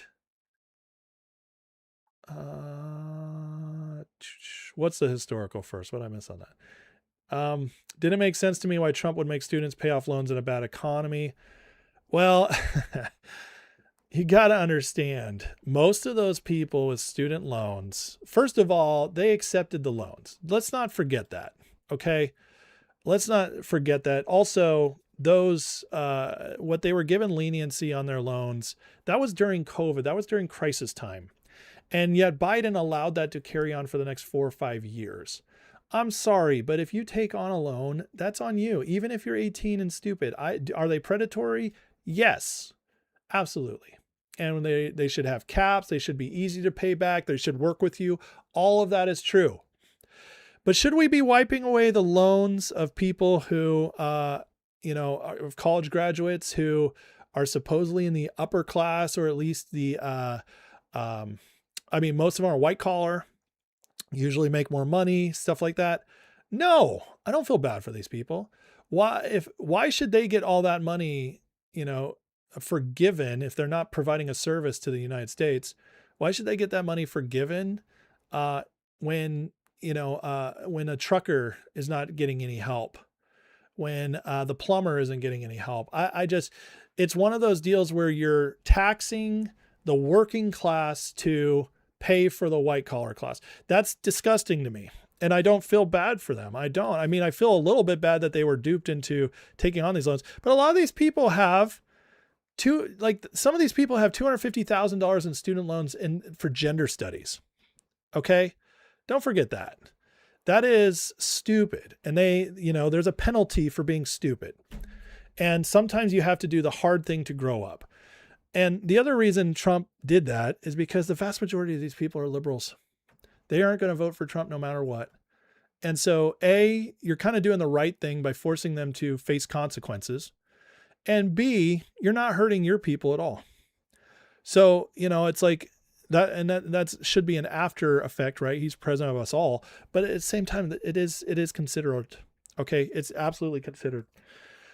So you have to consider all that. Is it fair that my tax dollars are supplementing somebody's student loans? Hell no. And yours shouldn't either. Is it fair that they were 18 and they took on a stupid loan and their parents and everybody around them told them that it would be fine to go, pay $300,000 in loans to get a stupid degree that's not going to help you? No, that's not fair either. But that was a choice they made, So, but DJ says, considering most of the socialists or colleges are giving me a perfect strategic sense to draw out communism. No, that is truth. There's truth to that too. There's absolutely truth to that as well. Listen, the loan structure is, by the way, this is another thing Reagan did, is that he made it was on his watch. It was created that the student loans cannot be written off. You cannot go bankrupt from student loans taken from the government. That again, that's another thing Reagan did, which is also jacked up. And because of that, the schools were all guaranteed to get money. They're guaranteed to get money. And that's why you have all these schools turning into like mini resorts and being able to charge, $50,000 a year instead of $5,000 a year. That's how they get away with it, because the government is going to hunt you down for your loans. But that sucks. But by the way, the Trump administration just did something massive for students, where you can basically set a new payment based according to your income, while also, once your interest is paid off, it doesn't go on forever. So the Trump administration is doing real fixes to this. It's just not bailing them out. Yeah, they can garnish your wages. Listen, when my wife and I were super poor, okay, our first 2 years of marriage, when the economy still hadn't recovered in California, and I was working landscaping at $14 an hour, supporting a family, when we were struggling, we were very excited for our tax return coming in. But there was a student loan I hadn't been paying. But we needed that $4,000 that was about to come in from a tax return, with student credit or child credit, everything. We were stoked. We were like, we're going to climb out of our hole a little bit. We're going to be able to fix our car. And you know what happened? Because I owned that student loan, the government kept all that money. And so my wife and I remember my wife bawling when she found out we weren't going to get it. So yeah, the government keeps your money when you owe student loans. That sucks. But again, they made those choices. And, would that have really helped me in that time? Absolutely. But I also had to own that I made bad decisions. The only way to grow in life is to own when you make bad decisions, So does it need to be more fair? Absolutely. If it's government, should it be more fair to the people? 100%. I'm not arguing any of that. But should they get a free pass? Absolutely not. Nobody should get a free pass. And that's the only way you learn is by not getting a free pass. But should they be absolutely 100% reformed? Yes. Yeah. Schools should be held accountable. Absolutely. But the schools are also only doing what the government enabled them to do. There's that as well. But yeah, I agree. They should be held to standard. Seth says, I don't want to pay for people's housing, food, or healthcare. Why can't we bring back the stigma of being a burden? There should be something to that. I agree. You know what? And listen, guys, our welfare system is a ginormous mess, and the fraud we keep uncovering is proof of that. However, we're also a very rich country. I'm totally fine with somebody temporarily, and I mean like 3 to 6 months in between jobs, that has a family. Now, if you're single, you don't need to qualify for anything. You can go sleep on your buddy's couch. But if you have kids, there should absolutely be a little bit of help in the interim to get you back on your feet. I'm okay with that. I'm okay as long as it's temporary, it's drug tested, and you are checking in, making sure you're doing work. I'm fine with that. I don't mind my taxes going to that, because there are hard workers who just need a little bit of help sometimes. And I don't think the kids should be punished for that. But having said that, there should be major standards to it. Major standards to it. And it should be difficult. You should be forced to have a job of getting a job when you're in between. That's how I feel. Ducky says, I was so happy my very last student loan was paid. I think it was maybe a year plus into my marriage. I always told my house was my dowry. That was funny. What if I got a refund on what? Work for what you need, save for what you want, be self-sufficient, builds character. 100%. Absolutely. But, community is a part of that too. And I say that as somebody who worked my butt off and struggled for years when things were really hard. And I was, it was, food stamps, and and the community that helped us survive. It was. But I never once wanted to stay on it. And I always was working to get off. And that's how it should be. I just, as somebody who went through a season of poverty, I gotta say, like, I'm very blessed that there was some stuff there. But again, it was too easy. And I wasn't happy about how easy it was to get. I wasn't at all. So we're a wealthy nation. We should have some communal help with the right standards. With the right standards. Let's see. Take welfare, get a government job, picking up litter on the side of the roads. 100%. If you're getting paid by the government, if they're helping you, you should also have to work for the community. I agree with that 100%. And you should also have to prove that you're applying to like a minimum of a job a day, or maybe 2 jobs a day. You should have to do that as well. It should be hard. It should be hard, but I do think it should be available in certain circumstances.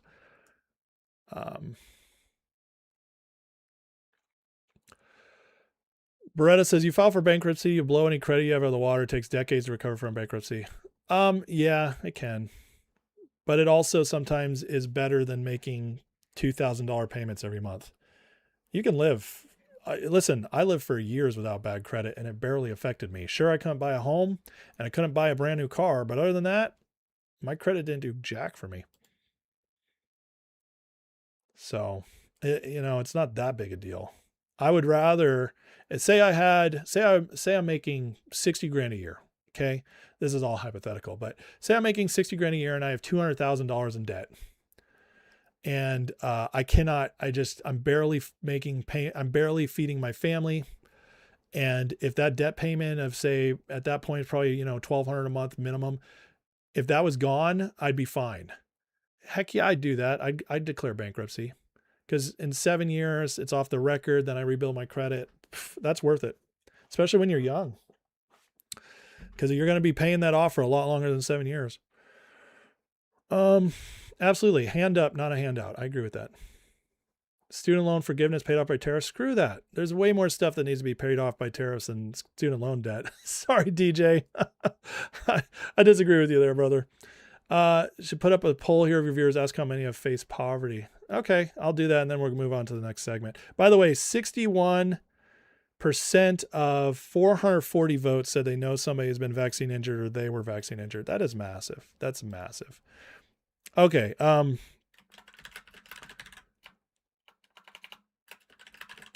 Experienced a season of poverty. All right. That's a good poll. It'll let you know a lot of people who've had to go through stuff. Yeah, divorce is terrible. I hear you.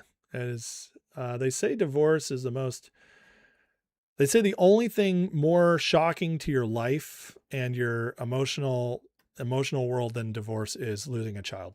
That's it. Those are the top 2. So.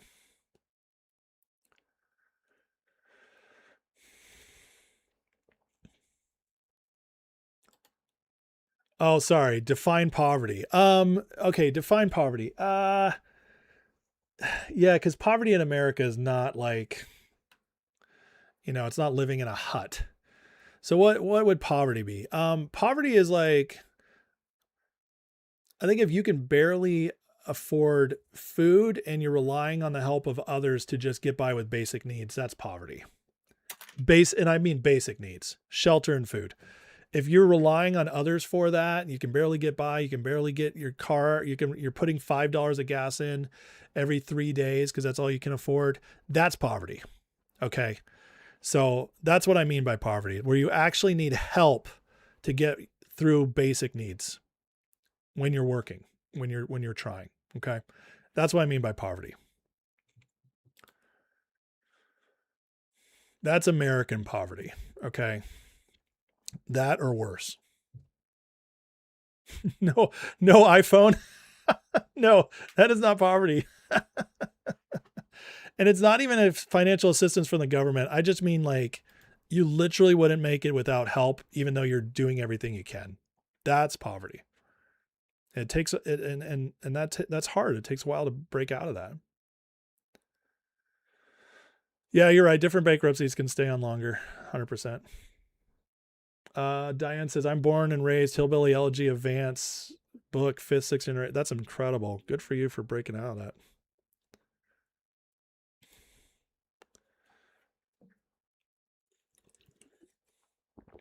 Yeah, if you have an iPhone, you're not poor. You're not poor. And there, Mike says broke is temporary. That's true too. Listen, if you went broke for 2 months, you didn't experience poverty. But I mean, if you're in it for, like, if you've been in it over a year or two, that's when you've experienced poverty. It's hard. It is. Great example of poverty: sell your PS5 to make rent. That's funny. Yeah, Hep A is not what people are vaccinated for, though. Let's see. One of the many $20 super chat says, add a line for self-induced perception of poverty so we can identify the Democrats in chat. Oh man.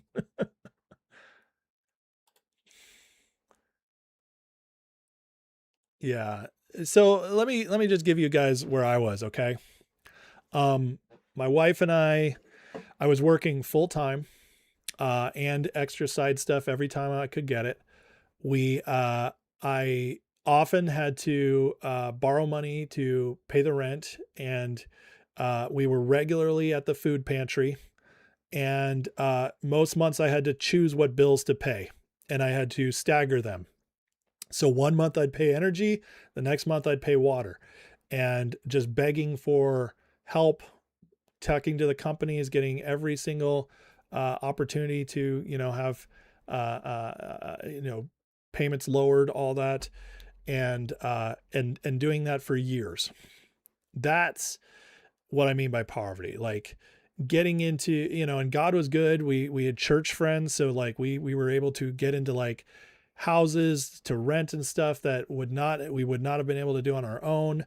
Like if we didn't have, if we didn't have people helping us, we would have been on the street or living out of a car.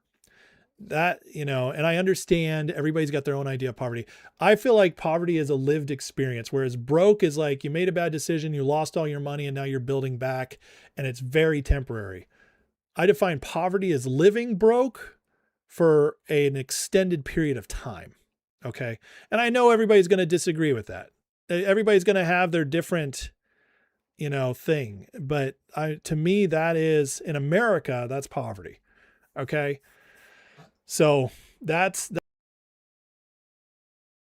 American poverty. Okay. I'm not talking about, obviously there's extreme poverty, there's different levels, but okay. So yeah, if you have no money, but you have all your needs met, you're not in poverty. You're broke, but you're not in poverty. When you are struggling to meet your basic needs without help, and living in that, that's poverty. Okay. That's what I define as poverty. Listen, I'm broke a lot. I live paycheck to paycheck. Okay. I do. I live paycheck to paycheck.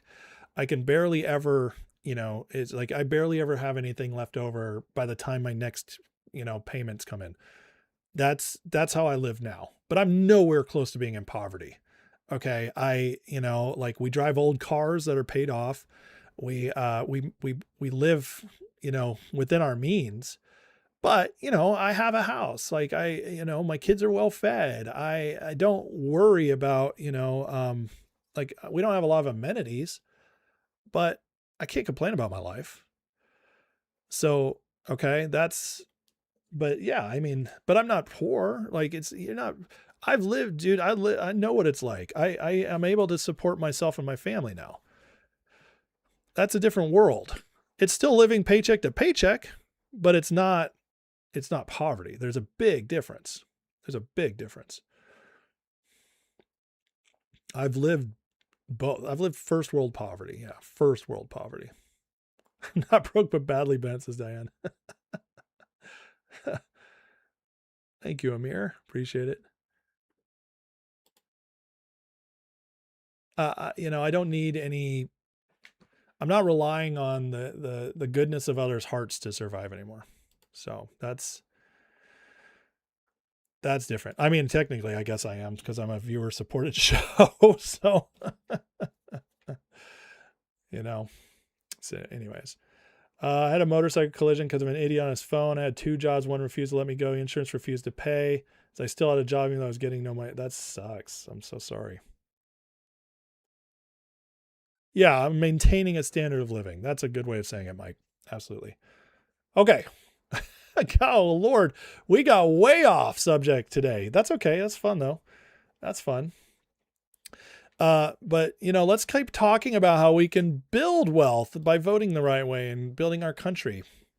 And the next opportunity to do that is the midterms.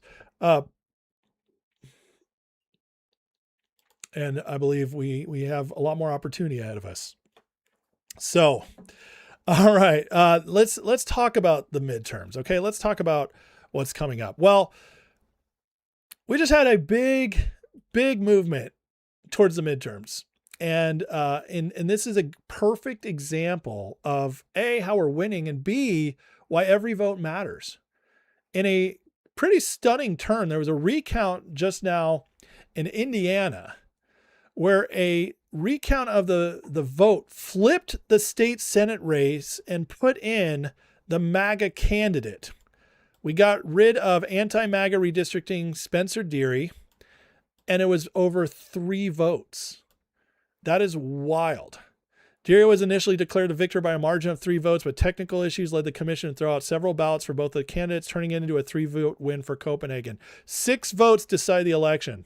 So everybody who says, oh, there's not enough fraud to matter. Oh, it matters. It mattered in this election, 6 votes. But this is a huge win. And this also shows that the election integrity push is working. People are actually doing the work. It's not a little election in Indiana. It's a little election nationwide, but it matters. And this is the kind of momentum we need moving forward. Just get everybody in position. Now, because of this one thing, it's much more likely that Indiana will be redistricted after the midterms, adding another seat or 2 to the Republicans for 2028. Folks, that's ultimately a big win. Every little thing adds up. And we need those wins to keep moving. And I think they will. And the reason is because the Democrats they've elected the most retarded candidates. It's insane. The more we find out of Beto 2.0, I should say, Tallarico, Abdul Sayed, all these commies coming up there, all them taking over the Democratic Party, the more we need to make them national faces, because the more people see this, the much less likely they are to vote Democrat and give us a sweeping midterm victory. The latest on Tallarico is Tallarico finds his base drag show attendees, Mexico fans, and purged voters. What? Well, Texas Democrats are holding voter registration events at drag queen shows for children in government buildings. Folks, this is insane. This is the kind of thing that they are pushing. East Texas pride events, children drag performances, political organizations are a violation of Texas law. But Tallarico and Beto are at the top of the list of pushing for this. And I'm not going to show the video because it's disgusting. But this is what's happening. This is who Tallarico is. And I love this. This would be shocking, except Beto and Tallarico literally held a Zoom explaining how their secret weapon to flip Texas this year was to register illegal aliens and felons at drag shows. This is the kind of thing that turns people off, even moderate Dems. Anybody who thinks this guy is going to win Texas, that any poll showing him winning is correct, well, you might be stupid. In fact, you probably are, because this is not going to happen. Keep him in the news. Meanwhile, Abdul Sayed is now the favorite punching bag of the Trump administration and Republicans running. Why? Because not only is he a commie DSA member, but he's also very openly extremist Islamic politically. They know it too, based on who voted for him. They just nominated him for Senate. And the guy he's just a terrible person. He oversaw Detroit's animal shelter where the kill rate was 74%. Whistleblowers called it a slaughterhouse, and city paid $63,000 to settle a lawsuit over the conditions. Feces backed up into kennels, rats and cockroaches everywhere. This is the guy they pushed. Why does this story matter? Because voters care about dogs. They care about dogs and cats. They don't want to hear that you were killing them. Get it out there. We're going to use everything. You know why? Because they'll use everything against us. They'll use every small thing. So yeah, he's a commie. He's extreme Islamist. He's a fraud. He's best friends with Hassan Piker, who's insane. And he's a dog killer. I'll take it because the people need to know this. We're going to win no matter what. We'll get it all out there. Now, he knows he can't win based on who he is. And the panic is right here. Before launching his campaign, Abdul al-Sayed removed 100 plus YouTube videos. It says YouTubes. That's not a thing. From 22 to 24. Transcript showing floating replacing the Second Amendment, urging an end to July 4th fireworks, blasting GOP focus on the border. His campaign says they don't reflect his beliefs today. Okay. Fireworks suck. Removed al-Sayed videos, urged getting rid of the 4th of July tradition, raised replacing the Second Amendment. I love this. This is making it too easy. But again, people need to hear these things. They need to see Hassan Piker saying this crazy stuff. This is Abdul Sayed's buddy. Listen to how crazy this man is. I played some clips of him yesterday, and we're going to keep pushing more of these out. Mandami's aide, his top aide, Sia Weaver, said if you don't believe in the government's sacred right to seize property, it's over, and impoverish the white middle class. Beast mode. I love her so much. One of the things about Zoran is that the people surrounding him oftentimes are so much cooler than he is, but that's also part of the reason why I really respect what he's doing.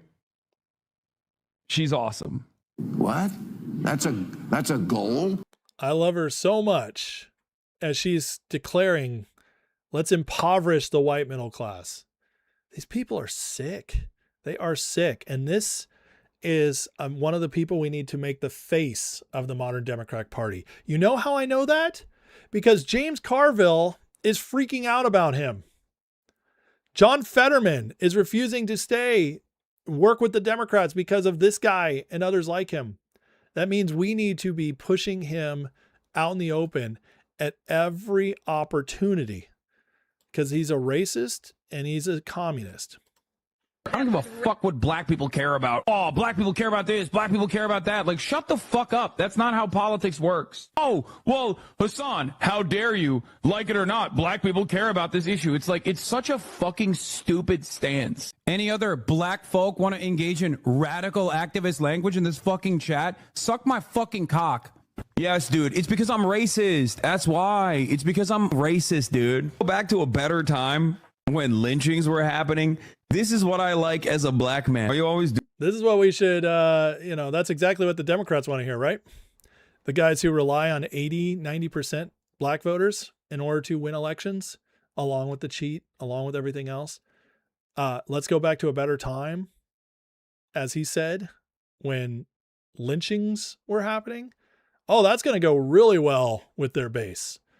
Again, why do we put him out there as the face? Why are we okay with this? Why do we want him played everywhere? Because Carville's freaking out over him. And now Joe Scarborough, Morning Joe, the total fraud, he's a Republican, hardcore lefty pushing the Democrats, because this guy, he now recognizes we're in trouble. But please, I don't need people telling me, oh, you have to just turn a blind eye to people saying that women getting raped on October 7th didn't matter in the grand scheme of things. No, Americans aren't going to support that. This is not about me. Look at Mika with her arms crossed, her little glib smile, like, yeah, tell him, Joe. These people think they matter so much. They don't matter outside the Democratic Party, but they do matter to the Democrats. They do matter to the media narrative. And Joe, again, just like Carville and Fetterman, et cetera, is freaking out over what he's seeing because he knows right now they are tanking their chances at the midterms because of people like this. And it's beautiful to watch the panic. This is about the Democrats once again fumbling the football on the 2-yard line when they have a chance to make great gains, but being so woke, I don't know if you want to call it woke 1, woke 2, or woke 3, but being too woke to call out the obvious. I swear to God. It's crazy that we're even having this conversation. If somebody says a woman being raped doesn't matter in the grand scheme of things, it's okay to call that person out and demand that candidates distance themselves from those people. If you want to rule, over a party and win elections. If somebody says going to a rally the day after Hamas slaughters more Jews than any time since the Holocaust, it's okay for Chuck Schumer. It's okay for Hakeem Jeffries to call that despicable and demand that people distance themselves from that. That's okay. So why are we bringing this up now? We're bringing this up now because it seems an awful lot like what was happening in 2024 when Democrats couldn't get out of their own way to win an election they should have won. Looks like Joe really had his uppers taken care of this morning, huh, folks? What was in that coffee, Joe? But guys, this is beautiful. This is exactly what we want to see. This is absolute panic. They are falling apart. They cannot believe how stupid the party is being. They know. They are watching this happen and saying, my God, folks, you're going to elect Trump again. My God, folks, you're letting MAGA take over the nation. What are you doing? It's beautiful. It's beautiful. And while these people are freaking out, Carville, Joe, they're getting louder and louder, angrier and angrier. Well, they're all freaking out. Trump, meanwhile, is making himself the exact opposite of the communists. He is giving us the contrast. As today, he just put out, the NYC pied-à-terre tax is costing New York City and state a fortune of money. This is a direct attack on Mamdani. Eventually to be gone is very little compared to the taxes paid by tens of thousands of people fleeing the city never to return. Florida, Texas, numerous other states are making an absolute fortune. This dangerous political experiment in New York will destroy what was once a great city and state.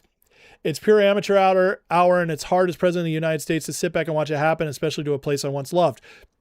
Financial and then social ruin is 100% certainty. And then the radical left jihadists charge congestion pricing on top of everything else. This doesn't work in America and must be stopped now. I am looking to see if the federal government, before it's too late, for the millions of people who cherish New York and want to see it thrive, as opposed to becoming a filthy, crime-ridden, decrepit place of mockery and scorn. Looking to see if the federal government has any right to avert this disaster. That's big. Means Trump is exploring every avenue to get rid of the commies. Is it possible he's going to start looking at Mamdani's record of immigration? Is that possible? Is it possible he's going to look into the Communist Act of 1954, I believe it was, and see what still exists from that to be used? I don't know. But it seems to me like Trump, not only is this politically brilliant versus what people are starting to see, the communist takeover, it's also maybe a setup for some emergency actions that could be coming. So let's watch carefully. Now, there's a psyop going around by people like Tommy Lahren and other fake grifter conservatives who are in the media trying to make all this about Trump and MAGA's fault. As she writes here, let's be frank, some Americans are turning to socialism because Republicans have failed us so dismally. Even the most destructive economic model imaginable feels palatable. People struggling to make ends meet, buy groceries. This is the affordability psyop that I covered last week in a whole segment that they're running But now it's blaming the rise of the socialism and giving it an excuse. She says, I'm not talking about Gen Z brats who want to be influencers wear aloe yoga. I'm talking about middle-class working families who don't indulge in luxuries and try to make it with a little left over each month. The problem is she does not know what she's talking about. You see, the fact is that it's not the middle class voting for these people. It's the affluent, white, college-educated types. As Colonel Watkins calls her out, says, there are no middle-income Americans turning to socialism, period. That's right, because we hate communism. Middle-income, working-class Americans are the heart of our country, and they hate socialism. Second, she means DSA in here, not SDA, is not middle America. It's foreigners and college-indoctrinated retards. Thank you, Colonel Watkins. 100% true. College-indoctrinated retards. If you want to be frank about it, understand there's never been a Republican and Democratic Party. It's illusion. If you do even a little research, you'll find people registered to both at all the same social clubs, think tanks, and nonprofits. This is the uniparty she's talking about. Very true. They intermarry, party together, and laugh at people like you. Lastly, elections are rigged. Voter rolls are rigged. You don't know who the F anyone is voting for because not only is the entire election system compromised, so is the census. No more, obviously, in 2020. At the end of the day, both D's and R's depend on big donors who are rich. If you think anyone's different than the other, you literally missed the plot. She's right. But she's mostly importantly, she's right about this. Real Americans aren't turning to this. It's the college indoctrinated, wealthy, affluent, upper class, upper middle class retards bringing this to us because of their theory that they were taught in college.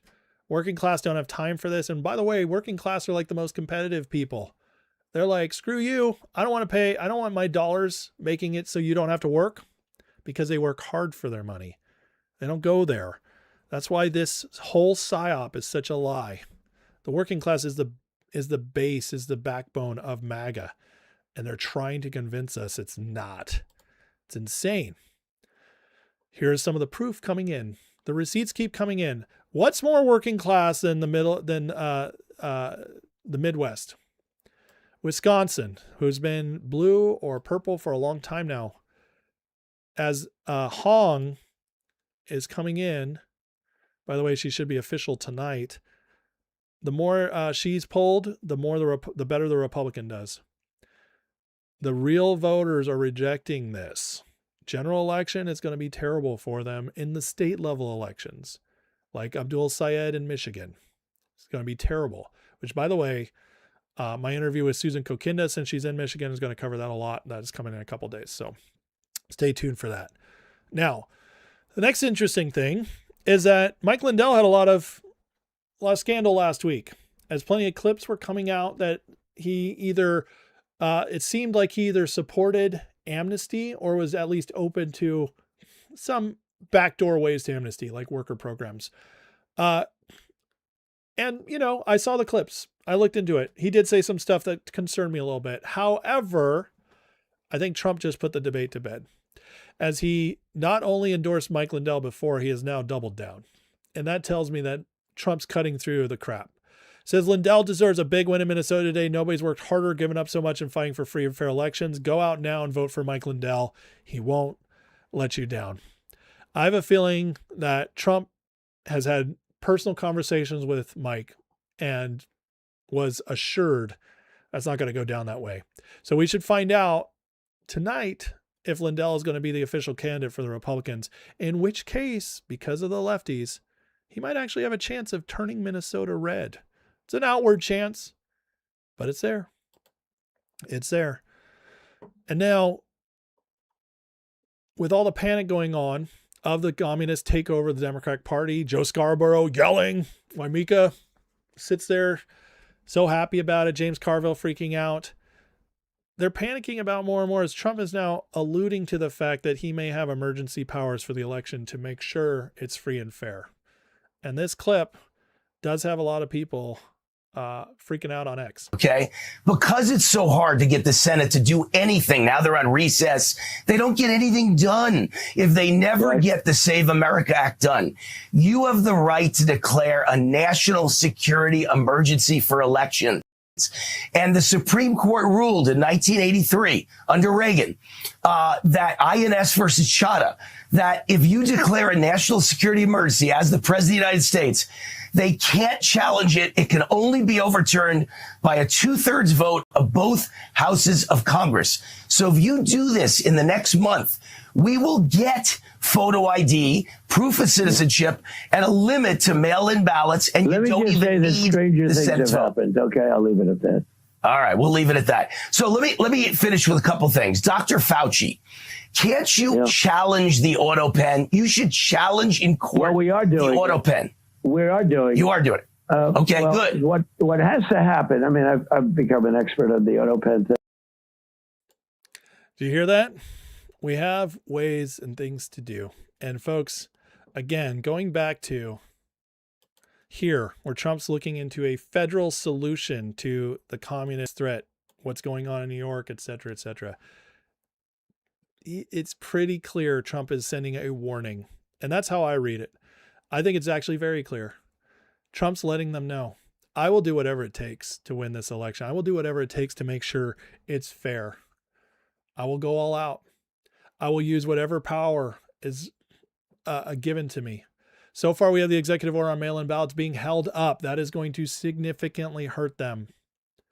We have the DOJ sending out people to monitor every election in swing states, I believe. This really helped us in 24 when they were in charge and they rigged it and we still won. If he enacts some kind of, I believe if Trump feels that we're not getting secure enough, even with what's already being done, he's setting the stage to make sure that the communists, as Trump says over and over and over again, will never be in charge. And that, my friends, is one of the reasons the left is freaking out. Because when you cover all your bases like this, and they're also shooting themselves in the foot at the same time, that's what makes Joe yell.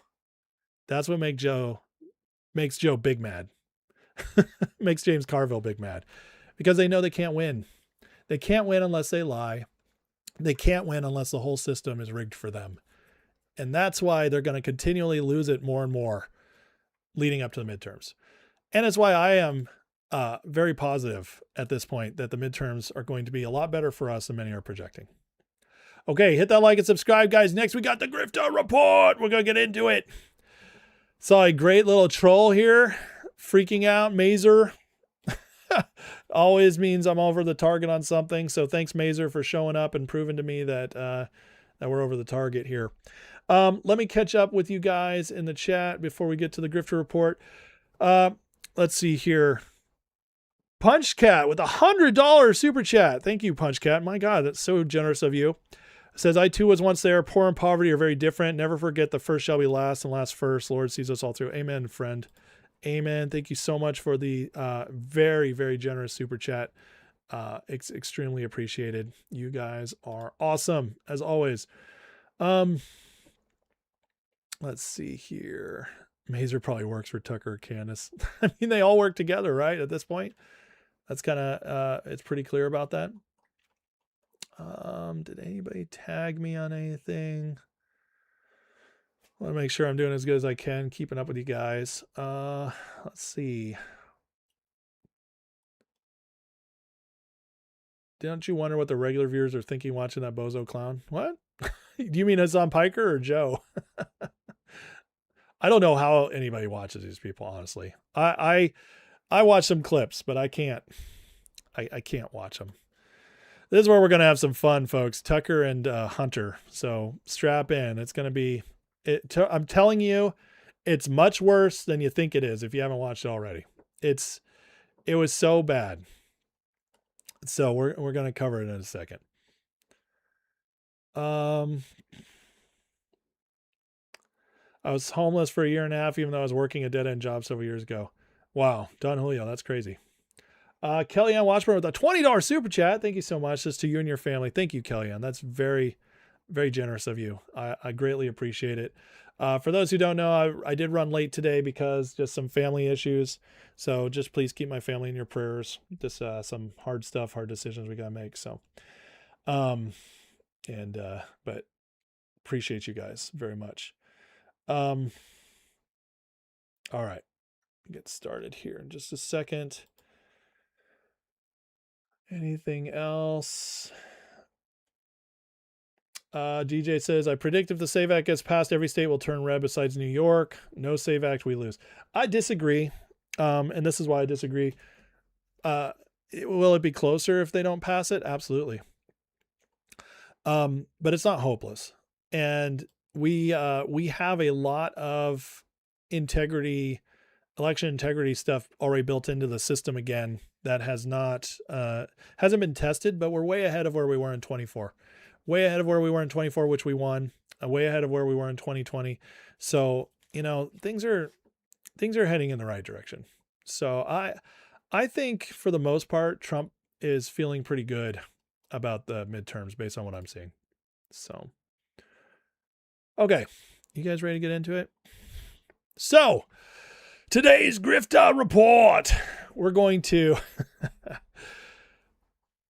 if you were in a cave somewhere, maybe you didn't hear that Hunter Biden was going on Tucker Carlson. Yes, Hunter Biden. Last week, Tucker Carlson lectured us on morals.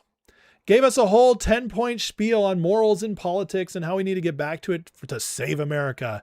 And you know how he followed up his big preach to us on morals? He follows it up by having that bastion of morality on Hunter Biden himself. Yes, the Hunter Biden resurrection tour continues. And I got to say, it's probably worse than I've seen yet.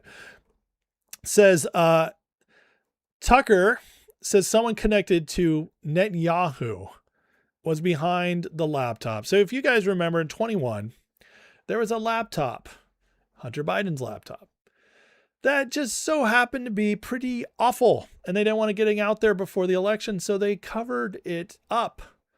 New York Post tried to run a story, covered up. Nobody else touched it. In fact, if you talked about it on X, you were banned. Then Twitter, you were banned.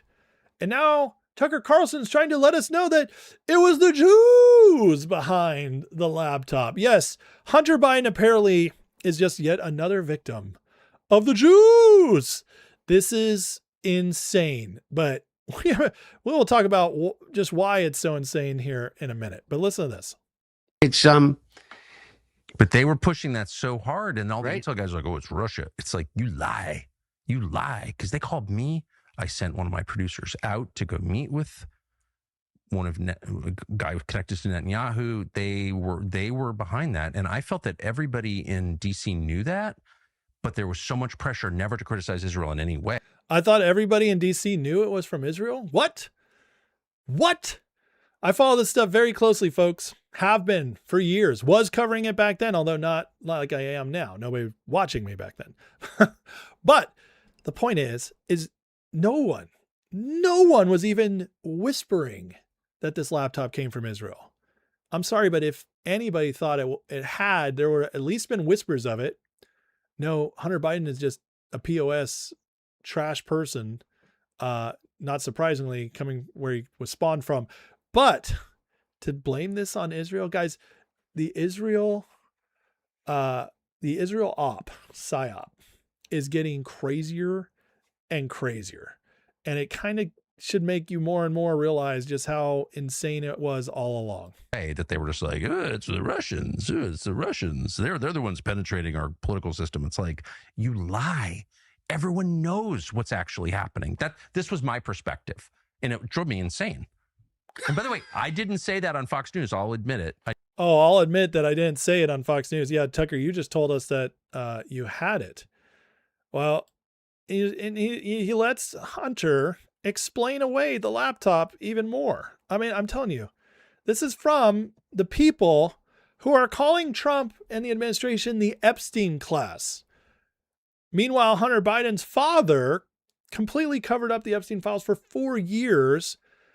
And Hunter is allegedly with underage prostitutes in the video, and also allegedly abused his underage sister or niece. I can't remember which, but it's not good. It's a family member. And yet, here's them talking it all away. Consensual, legal, all those things. Of course, they don't make that point. And that's why they took it down. But then that became the story, the suppression. and this idea that 40 former intelligence officers said it had all the hallmarks of a Russian disinformation campaign. No one in that 40, regardless of what you think of them. Not much. Yeah, I know you don't. But no one in that 40 ever said that the laptop wasn't real. But that's what everybody on the right decided to say. That, first of all, yeah, you know, the Intel people are the most dishonest people. The Intel people came out and admitted to covering this up later. It's just, these are facts. We have the documented trail of this, of everybody who talked about it getting banned at the time, right up until the election. And afterwards, all the stuff coming out. We've seen the pictures. We've seen him smoking crack with prostitutes. We know he was on the board of Burisma. This man is one of the most corrupt, messed up people in modern politics. And that's saying a lot, folks. And yet, let's just keep treating him like he's this normal guy. He's been on Candace. He's been on Sean Ryan. He's been making the rounds. But now it's Tucker. And Tucker, well, we'll talk about their relationship in a little bit, but Tucker is just giving him the most softball of interviews, and it's all to make Hunter Biden look like a normal person. Why? There's nobody, honestly, I don't know anybody with half a brain who doesn't see through this. Even people who have been trusting Tucker or been on the fence are like, well, this is bad. And it is. It's that obvious. Why? Why would they even do this? By the way, I'm not going to argue on behalf of anybody. All I know is let's just stick to me. No, but I'm just saying, the point of that statement was to suggest that the contents were not real. Well, you may think that, but it definitely did not say that. And all I know is this: it became completely out of my control. So therefore, now I was not arguing about what was on it. Remember what Rudy Giuliani did? He went to literally the courthouse steps in Newcastle County with Bernie Kerik, and he held a laptop, which there's no existing laptop. He had taken a hard drive or a thumb drive and put it and pretended like there was a laptop. And the one thing he said was, this contains images of minor children, which bullshit. I mean, an absolute, complete, and utter Is it? I saw those pictures. They didn't look of age. Let me just say that. They didn't look like mature women. But again, this is the perfect example of them telling us to not believe what our eyes saw. This is exactly what PSYOPs are. This is what intel agencies do. They make you believe you're believing lies. And it goes on, him giving his explanations. I don't think any of us need to listen to them all because they're insane. But then they had to spend time going off on Trump. No. But can you even imagine the people Donald Trump having a thought about using the power of the executive to benefit anyone but himself first? This coming from Joe Biden's son. Joe Biden, who was selling positions as vice president for Ukrainian boards, Chinese boards, 10% for the big guy. This one of the most corrupt people in American politics. This coming from his son. Seriously? This is the craziest stuff. And Tucker's just letting it all. He's going along with all of it. No. And that's the thing. But I also look back on the last 25 years, 20 years anyway, and I can't really think of many big executive initiatives that benefited the majority. No, neither do I. And that may be a question about the unitary executive but can you even imagine Donald Trump having a thought about using the power of the executive to benefit anyone. Oh, I already played that. Sorry, guys. Reset. I didn't catch it. And then there's this. He goes to another level. Because for me, the one existential threat that I think that we face as a country is Donald Trump. I am not this believer that the existential threat we face as a country coming from Hunter Biden. I mean, folks, this is, think about the setup here. First of all, we all know who this guy is, okay? But think about the fact that this is on Tucker Carlson's show, where Tucker Carlson 2 years ago was speaking at the Republican National Convention for Trump, saying that without Trump, we lose our country.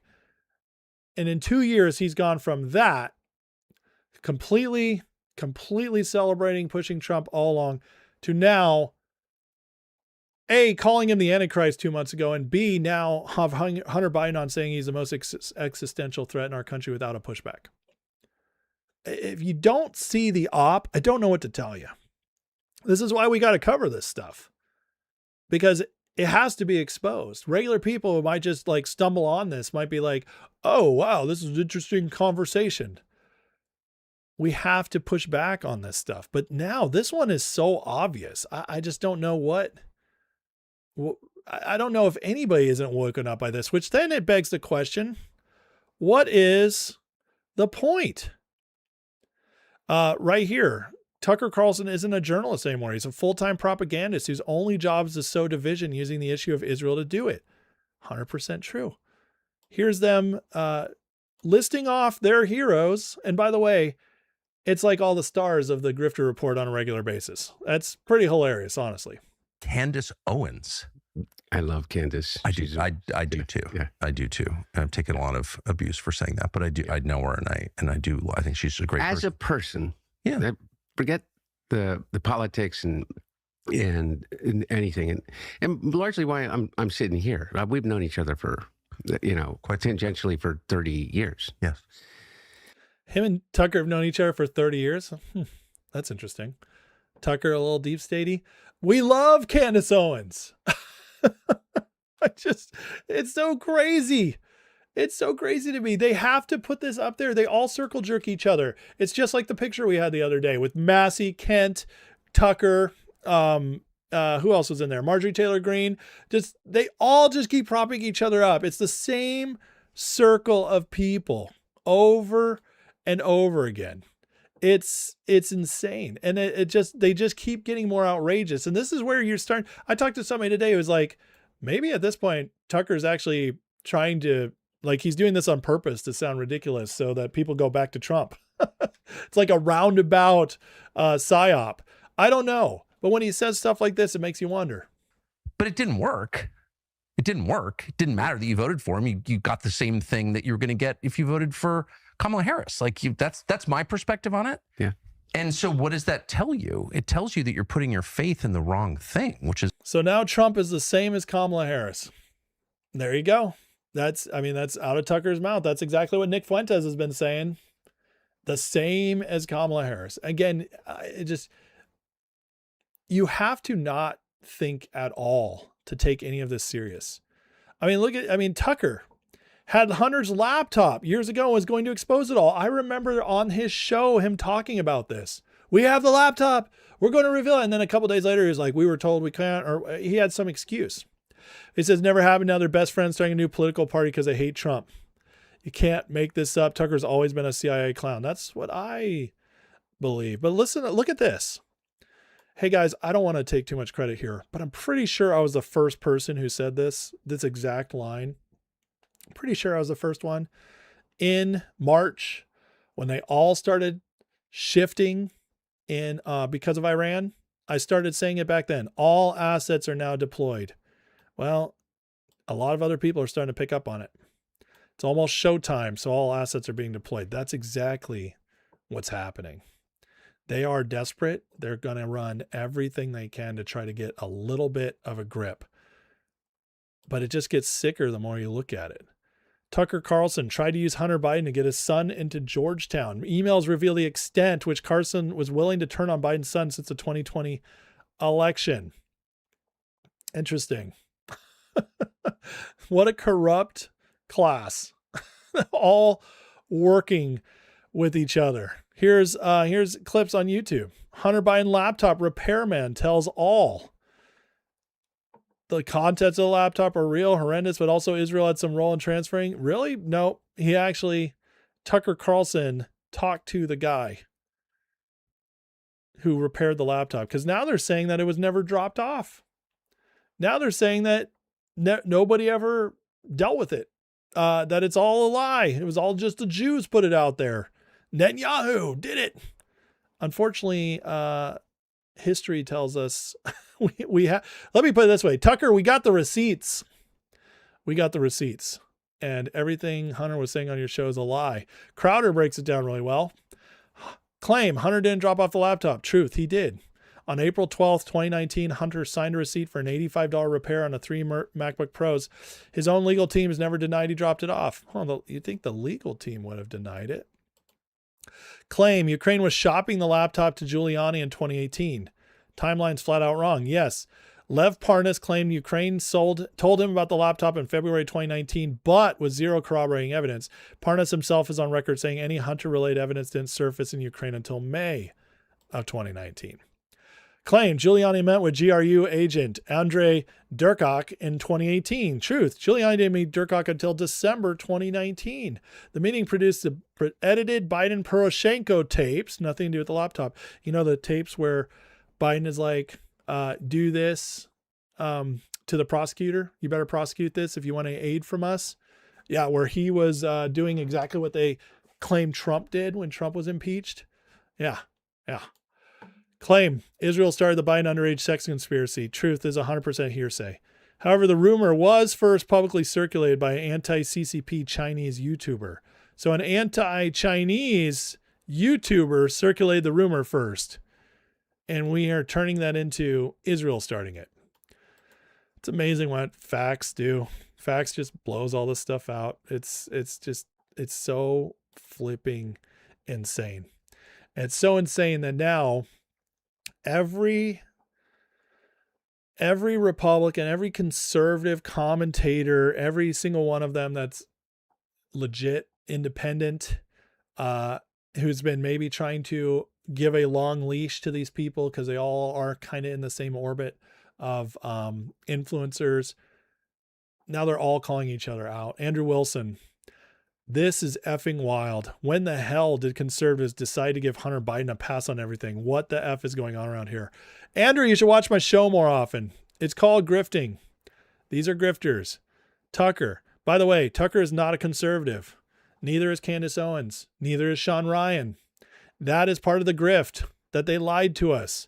No, these are establishment shills who work for the deep state. Whether you want to call it the globalist, City of London, you pick. But they're all in the same group. But this is so insane. This whole Tucker, Hunter Biden story. It was one thing when he was on Candace. Candace is crazy. It's another thing was on Sean Ryan. Sean Ryan just kind of talks to everybody. Sean is like the in-between guy. I don't really have any beliefs. Tucker, though, was outwardly MAGA, outwardly promoting Trump, outwardly campaigning for him. And so Hunter Biden going on Tucker's show and showing the truth about Tucker, that he's been a part of this establishment, monarchy, whatever you want to call it, oligarchy for this whole time. Best friends, well, maybe not best friends, but friends with Hunter going back 30 years, used him to get his son into Georgetown, long-time connection, is now outwardly lying and retracing things he even reported on his own show because they don't expect you to pay attention. And that's sloppy. And you get sloppier the more desperate you are. See, as I spoke with Steve Kuhn today on Rich Does Politics show that will be published later today, Steve said that, this is the kind of stuff that happens when Rome was falling. And I'll tell you, Rome is falling, but Rome isn't America. John Lennon was wrong. Rome is the globalist. Rome is the City of London. It is falling right now. We're watching it in real time. And the closer they get to collapse, the crazier their messengers are going to get. Because it's Hail Mary time. Throw it out there, hope something happens. But when you're throwing Hail Marys, it also leaves you open to far more interceptions and to far more mistakes.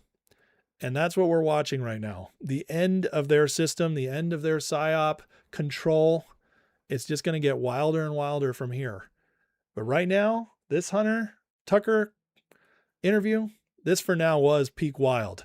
And man, we can at least have fun while we watch it because it's a little too obvious. And as always, this is going to majorly backfire.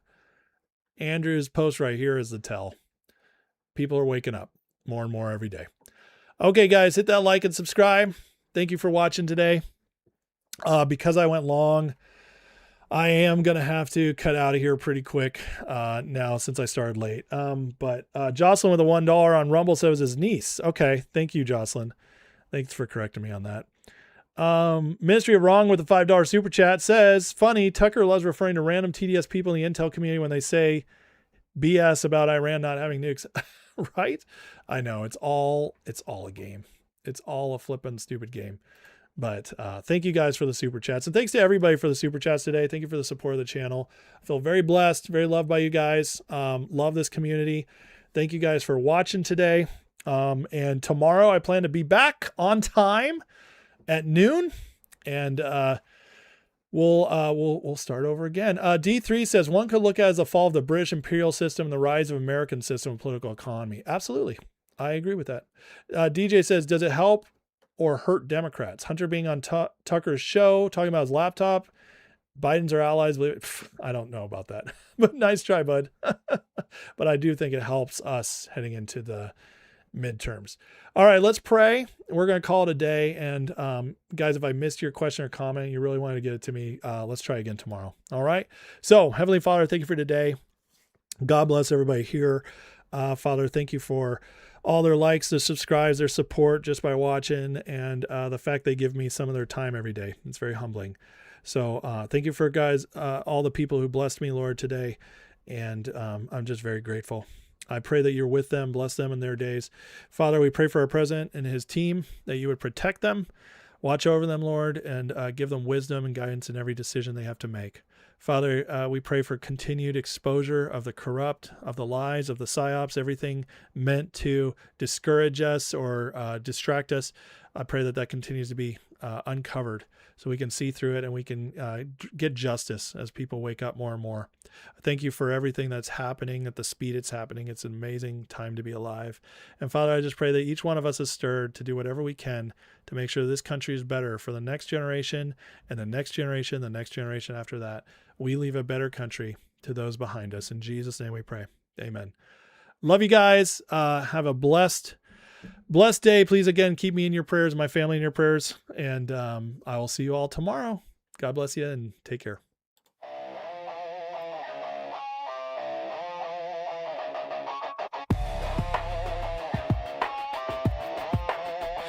Headlines screaming like a siren at night. Red and blue shouting, nobody's right. Smoke in the streets, truth under attack. Everybody's loud, nobody's got facts. Feeds keep scrolling, nerves stay tight. Matchsticks flicked in the dead of night.